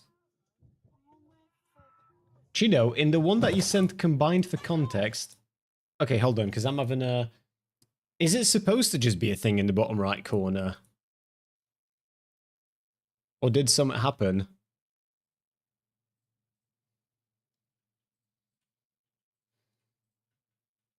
Rewatched it through you. It's not good. Yeah, it is not good. It is not good. It's like I said earlier, I have to speed up my plan, I suppose. Because I was saying 10 years until I take over Poland. We don't have 10 years, do we? Rough times. Rough times. I will watch the second video on this series, though, because I find the topic itself quite fascinating, and it seems like it's it got quite a few of you animated, so the bigger version is zoomed up and stabilized on the touchscreen. Because the only problem that I have, Cheeto, is that I don't know when to pause it for it to... So this is what Cheeto just sent me. The problem is that you can't even see it on screen. Okay, so this is the stabilized video. Okay, yeah, so the parking where this happened, apparently, from earlier is bullshit. That was just a stock image that somebody decided to just spread misinformation with. Cheeto's saying that the crash of Clavicular's vehicle... Sorry, we're back on Clavicular for a sec. The crash of the vehicle was not him driving over the body, most probably, but rather him hitting the car that was opposite. Is that correct, Cheeto? Sideswiping the car on the right. Yeah.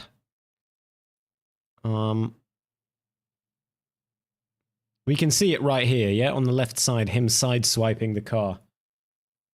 I'm out of the loop here. What's this? There is a Groiper Luxmaxer called Clavicular who's been on performance-enhancing drugs since the age of 14, and he believes that through TRT, putting on makeup and doing a whole bunch of weird shit, you achieve the great whiteness. He's also infertile as a result of this TRT, possibly. I mean, he said that he is, but at this point, I don't know how much of anything he says is true or not. And this Clavicular had a stalker who was following him around, and that stalker jumped on the bonnet of his car, and he possibly drove over him, and then said, "Hopefully he's dead." What a peach of a guy! Yeah, it's rough. It's rough out here, Wing. It is. He's certainly a character. Fuck this weather. Yeah, I mean, this is great. This is an amazing weather, Stepan, to stay at home for. From next week onwards, they let me off over the holiday period with not needing to be in the office. From next week onwards, I'm back to being in the office 3 times a week.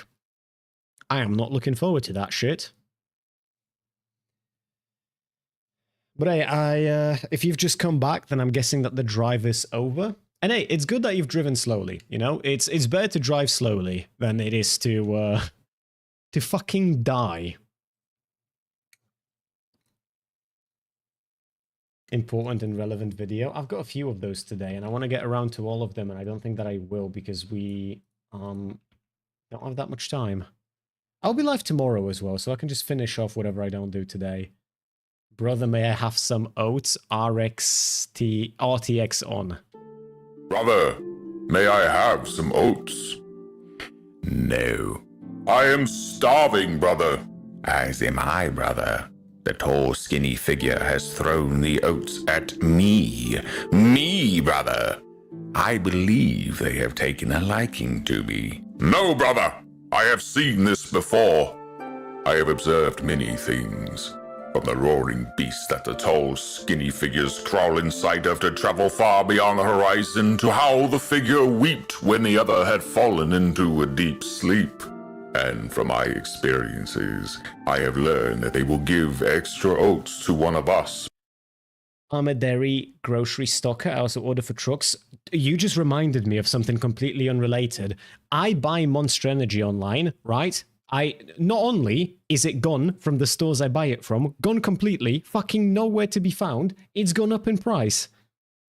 It's fucking bullshit. I'm gonna have to go on a Monster Detox because it's not available and it's more expensive now. It is genuinely fucking tragic. I can't get the monsters that I need.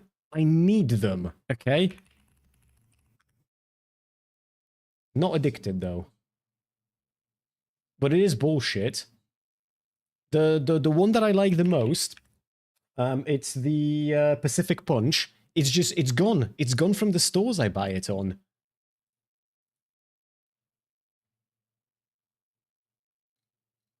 Fucking bullshit, man. And like I said, it's gone up in price, and it's not a small increase either. It's like, I think from what I've seen, it's like 12, 13% for every 12 pack that I buy. Can't you just buy it physically? Yeah, but I buy it. The reason why I buy it online, Stepan, is because I get it much cheaper that way. When I bought it online, it was something like $4.20 per can on average. If you buy it in a store, it's $5.99. So it's a pretty big difference. And for me, it was $4.20 per can, without any like kind of a sale or anything like that. Just drink coffee like a normal person. Fuck that shit, bro. I'm never gonna drink coffee. It tastes awful. Why would you do that to yourself? Still could be run over. Hold on. If a side swipe definitely happened, we still don't know exactly where the stalker's body was when that collision happened.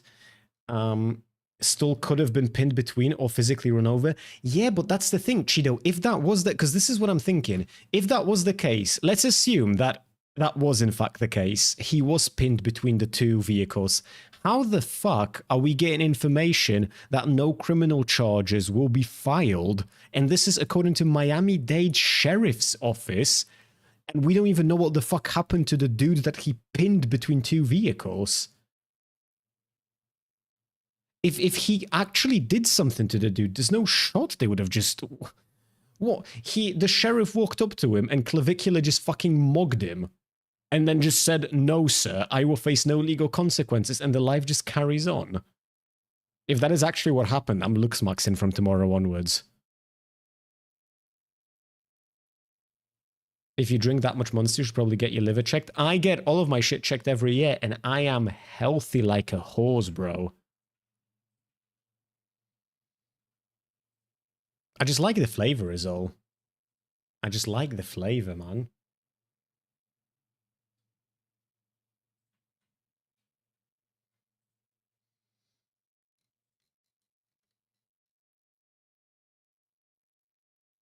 You probably drink the regular sugar version? Yes, I drink the regular sugar version. Yeah. No sugar ones are tasty, but they're not quite as good, you know. Before taking them into the shed of no return. They will do terrible things in that shed, brother. Lies! That shed is where the chosen ones go to dine with our tall, skinny gods. You are a fool, brother, and you shall be left behind in the mud with your backwards ideas. No, brother! You must believe me. Share with me the oats, and you shall not reach the desired girth for the tall, skinny ones. They will spare your life, brother. Aha! So this was all a plan to steal my oats. You truly are despicable, brother. I will not trust your lies. Brother, when they took me outside the reaches of the pointy fences, into the roaring beast and way over the horizon, I saw it. I was taken to a gathering of these tall, skinny figures. They paraded me around, brother, and I saw the truth. Monster is the worst energy drink taste-wise, not gonna lie. Red Bull is so much better. Red Bull doesn't taste good at all. It just tastes like an energy drink. I saw the tall, skinny ones consuming our flesh. I could not have been mistaken, brother. The smell of the flesh was surely one of us. They suspended the flesh above a fire and let it burn before consuming it. They did not just consume it either, brother. They took pleasure from this. Their mouths curved a wicked smile, and some even let out moans of satisfaction from consuming our flesh, brother. The figures are consumers, brother. Because monsters taste good. They're very tasty. They are no different than the furry red demon that consumed and terrorized us and the feathered ones. Your story amuses me, brother, but does not convince me. I shall have these oats myself and dine with the tall, skinny gods. I am sorry for you, brother. Your eyes cannot take the blinding light of the truth, and you scurry back to your cave. I shall take care of your spawn once they consume you, brother, as they have consumed your lover, our father, our mother, and many more.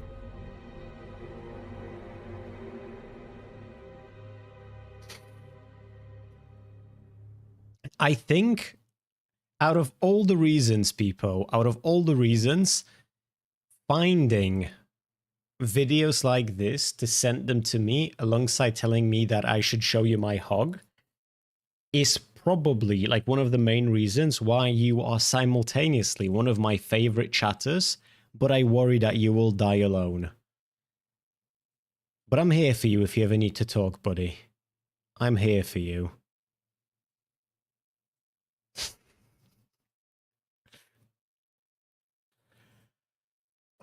Okay. Let's see, chat. It is currently 24 minutes past 10 p.m.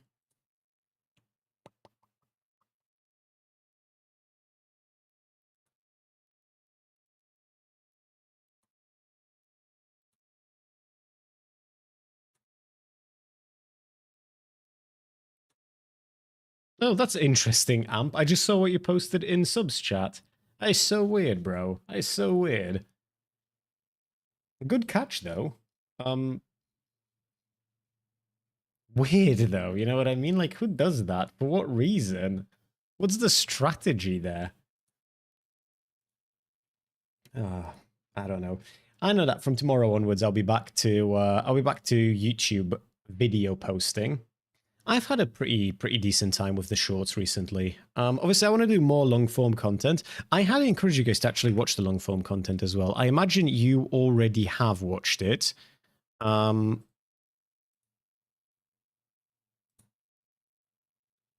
a lot of you, but these videos that I've been putting out recently, I've been having a decent amount of fun with them. The XQC one did decent views-wise, this one as well. I'm always saddened to see the videos about Poland not doing so well in the algorithm, but I'll continue making them because I'm genuinely having a good time telling you about the insanity that happens here. But if you haven't already watched it, I highly, highly, highly encourage you to do so.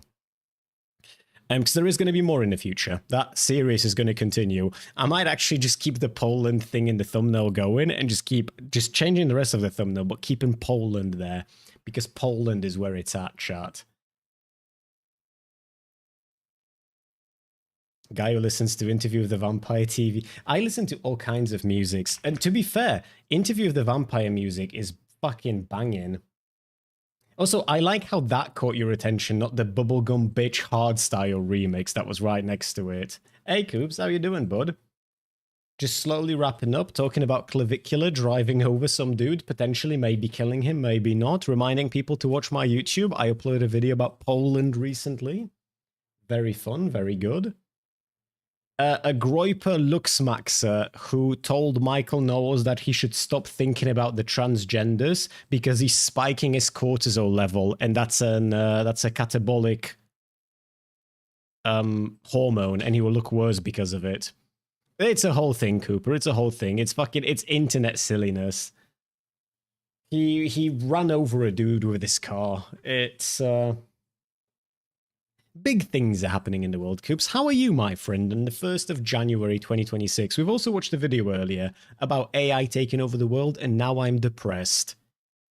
It's 2020. It's the 1st of January, bro, and this year is already in the shitter.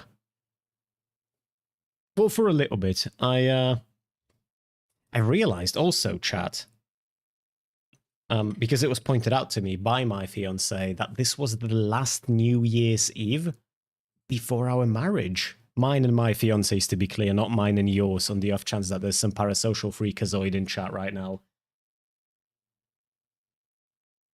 Big things happening. Ooh, tattoo appointment on Sunday. Let's go. Are you finishing off the one that you were working on already, Coops, or is there a new one at play? Cool flex, yeah. You'll be a married man this year? Yes, I will, yeah. Quite looking forward to it, to be honest with you. I'll have to take about a week of streaming in January, as in this month, because I'll be flying over to the UK to obviously invite my side of the family to the wedding. Big things happening in the year 2026. Big things. He's going to have kids next year. Don't know about that one specifically, but to be fair, I probably should, right? Because then that leads very nicely into the big shift into the political career when I'll be the leftist with the conservative lifestyle mogging all of them. Need kids for that, otherwise, but I could adopt a black child as well, and then I can still, I can just make rounds in all of the national TV stations by just being the weird one, you know what I mean? Just the fascinating one. This one is to finish my right forearm up, then next couple are the rest of the right arm before we move to the left. Very nice. If he has kids, stream career is over. Chat them, give him ideas. Big plans, big things happening. True. Yeah. Big. Look, I have 10 years to take over Poland, right? Otherwise, we're going to get AI overlords and shit's going to be bad. And chat, you can help me take over Poland by donating and gifting subs and throwing biddies at me and joining my Patreon. Patreon's good. Big recommendations on the Patreon. I'll link it once again because I always forget to do that.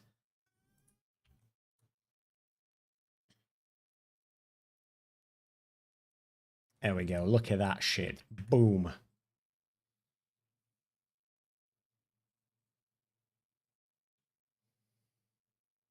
King, Chris, the king of Poles. That would be, I already have like a whole image in my head. Become a politician, join the Euro Parliament, become a politician, do freak fights for recognition, become a EU Parliament member, segue that into a proper political career, take over Poland, start OnlyFans, and then call myself King of Poles, or Chris, the King of Poles. And I feel like the King of Poles has just got like it's such a good porn name, you know what I mean? Or the Pole King. The Pole King is so much better. Bro, I'm starting a porn career. If this doesn't work out, I've already got a name sorted out and all.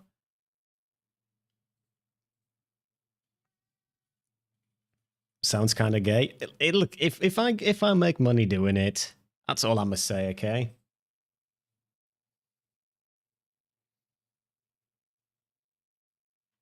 I'm gonna go and watch the second one now to make sure I'm proper doomed before bed. Nah, we'll leave it for tomorrow, and then we can watch it together and make you proper doomed before bed tomorrow.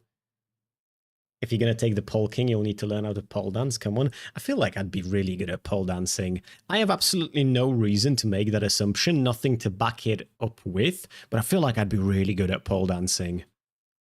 I feel like it would just I can't explain where that confidence comes from, but I know that it's there.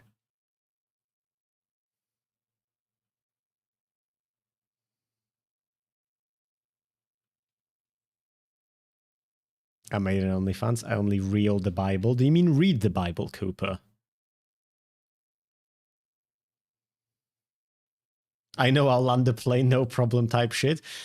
Well, I don't think I could land a plane, but I do think I could land a helicopter.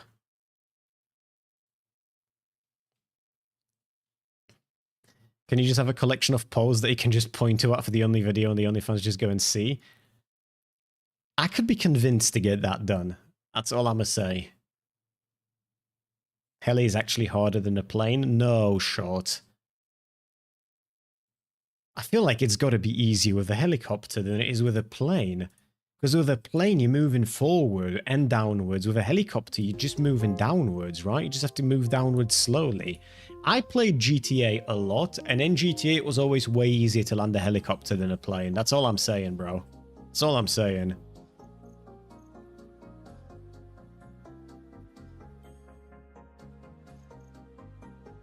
You're moving downward and in all horizontal directions? No, you just don't. No, look. You just hold control and you don't tap W, A, S, or D. You can counter tap them lightly if you like moved by the air or something, but just hold control. And don't hit space either. I feel like you gotta feel real stupid right now, people. You gotta feel real stupid right now. I've completely fucking destroyed your argument in a half second flat. I guess they'll delay 6 now another year to fix that. Dude, I don't know what the fuck they're gonna do with the new releases that are like that they started working on now with the RAM changes and shit. Because they won't be able to get away with not optimizing the games if none of us can, like if none of the people have the proper fucking RAM because they can't afford it. Win don't fucking exist. Win stops for the king of Poles, Stepan.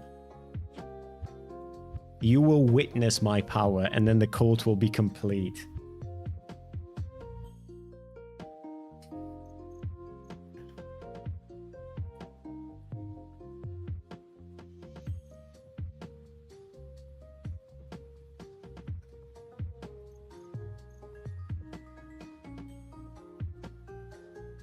Which of these other animals could I take on in a fight tier list? Is there a tier list that already exists like this, or would I need to make one from scratch?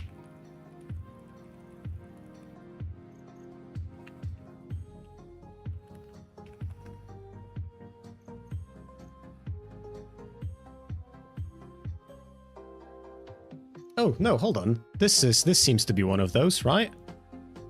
I would paint the walls in their blood. They'd get in a few hits, but ultimately I would win. It would be close one, but I would win. 50-50 chance that I win or lose. I would be close, but I'd lose. I'd get a few hits in, but I would lose. I'd get torn to fucking shreds. I'd be too scared to even fight. Okay, a lobster. I would paint the walls with their blood. I would eat the lobster afterwards. I've never had lobster, but everyone I ask tells me lobster's good. I can never get myself to fork over the money to get a lobster because that shit's insanely expensive here in Poland. A zebra.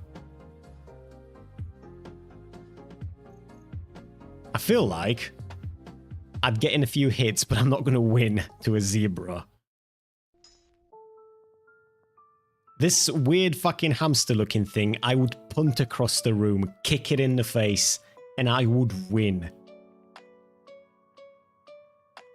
Did you not get one recently? I thought you were going to. I was going to, Cooper. That place I was going to go over the holidays to closed down.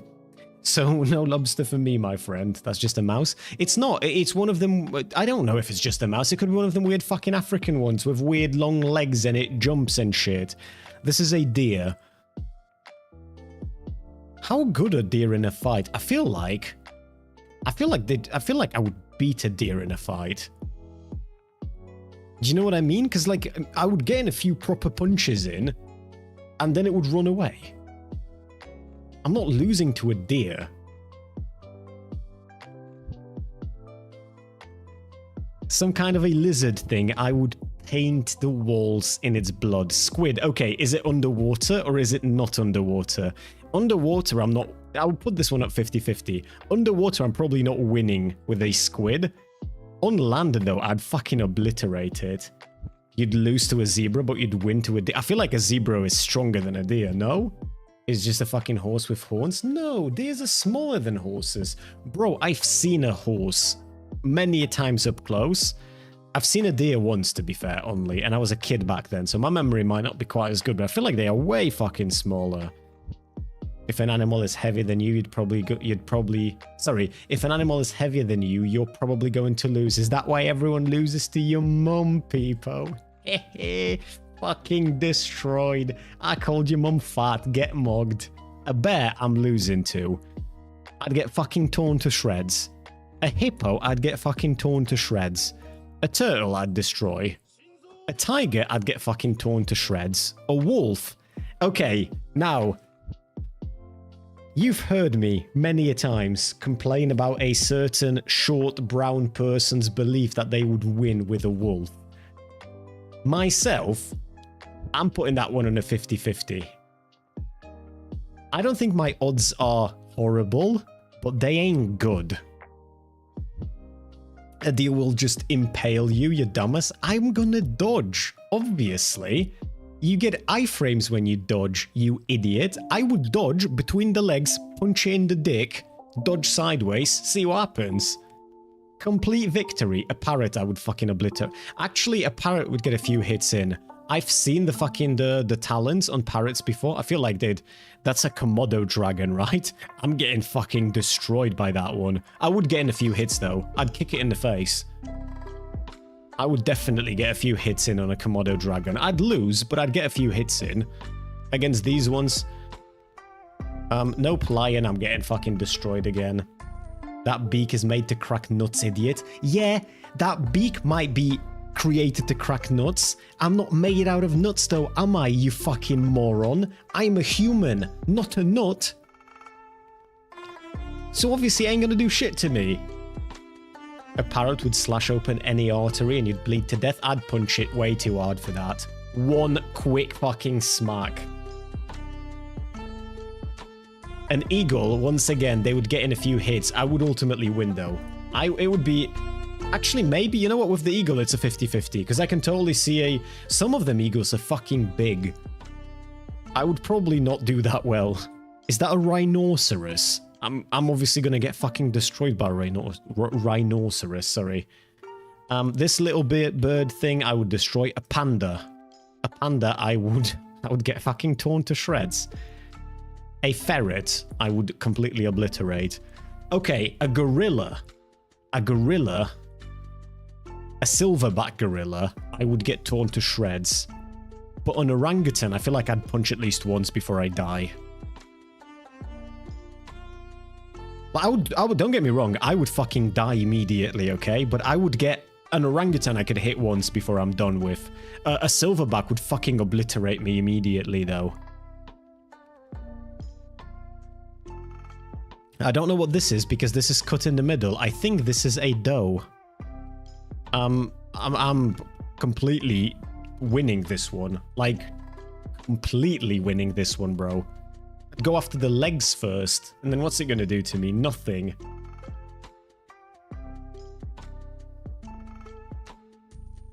See, a great white, again, it depends. Are we underwater or are we on land? Because if we're on land, I feel like I'm taking this one.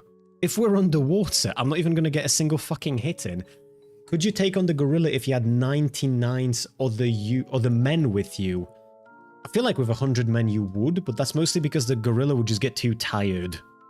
Like, I don't think it would be able to... I don't think a gorilla would be able to take down 100 grown men. It would get too exhausted. They're not marathon runners. How? It would get exhausted. A bunch of you would pin it down and then you start jumping on its head until something gives. An elephant, I would just die to. Does it even... Okay, I need to ask for a few rules, actually, because I hadn't thought of this. In this tier, I'd get in a few hits, but I would lose. Is the implication that the hits would do any damage? Or is this just saying I would manage to land a few hits? Because, like, if an elephant's coming at me, I feel like I would be able to punch it a few times, but those punches would do fucking nothing. I'm talking about the shark. If I'm underwater and the shark's coming at me with lethal intentions, I can't do shit to it. 100 men versus silverback gorilla. Gorilla wins? No, I'm absolutely 100% sure that the gorilla would lose. The gorilla's powerful as fuck, but they don't have the endurance to fight 100 men. Surprisingly hard to find footage of what the screen looks like during manual driving in a lot. Most vids are testing auto parking assist modes. I imagine people just don't take that many videos from the inside. Actually, no. Now that I said it out loud, it kind of sounds stupid. It is weird that you're not finding that. This is some kind of a danger noodle. I don't know what kind of a danger noodle is it. Is it the danger noodle that if it, like, bites me, I die? Because if it's one of those, it's a 50-50. If I can dodge the initial bite, grab it on the head, and then Jean-Claude Van Damme smack it in the face to knock it out, I win. Otherwise, I'm fucked. A starfish, I would obliterate. An alligator, on the other hand, would obliterate me. A horse, I would get in a few hits, but I would lose. A leopard, I think this is... Is this one of those? Is this a leopard or is it like a mountain lion? I feel like I could win with a mountain lion, but a leopard, I would maybe like hit it twice and I would die. It's a green-black mamba. I don't know what that is though, to be fair. A goldfish I could win with.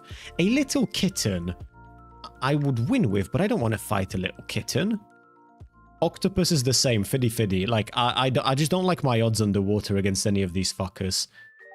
Because, okay, here's an actual question. Because octopuses, they can, like, they have this thing where they don't have bones, and their bodies are, like, malleable.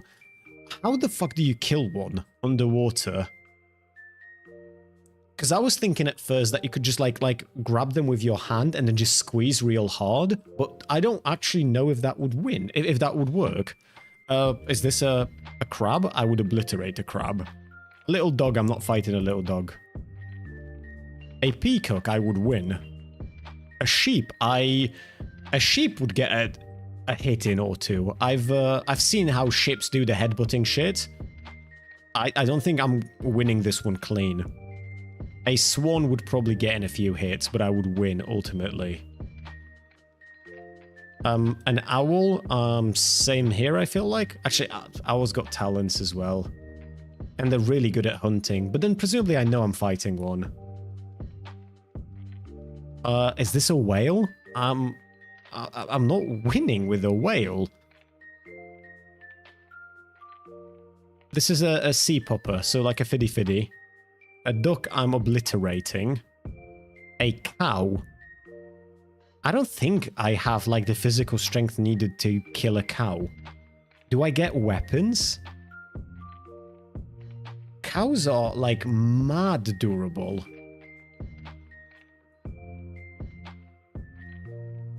They do have internal organs, so you could just squeeze it to death. That's what I was thinking, that I would just squeeze one to death, but I don't know if that's true. Dolphins, I'm afraid of. Dolphins are like one of the only animals in nature that fucking rape for the pleasure of it. I'm not coming up against a dolphin.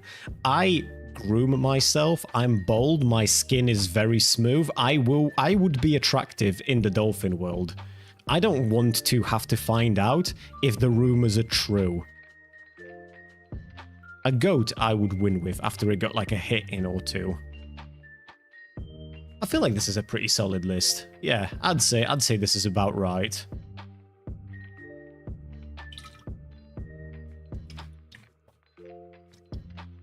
Take a screenshot of this.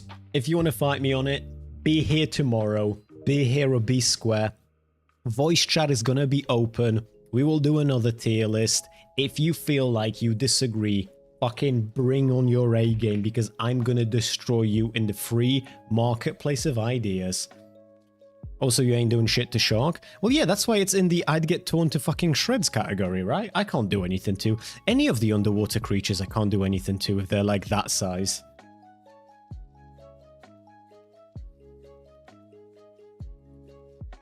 Dolphins are freaks. Dolphins are freaks, as a matter of fact.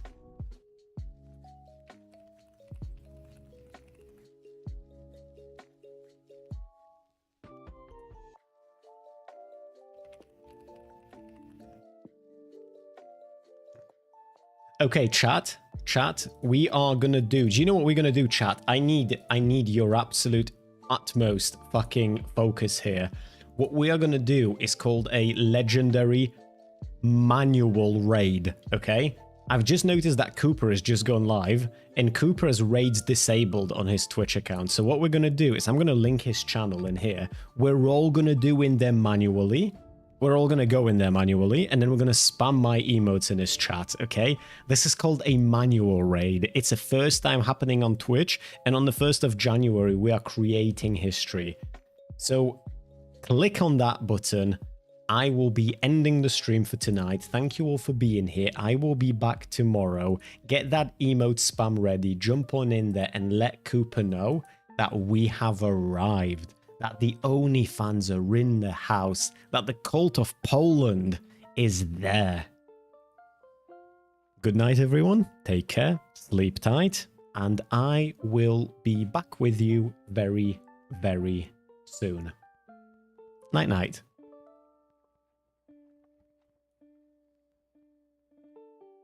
YouTube's the best, as always. YouTube on top. YouTube 3.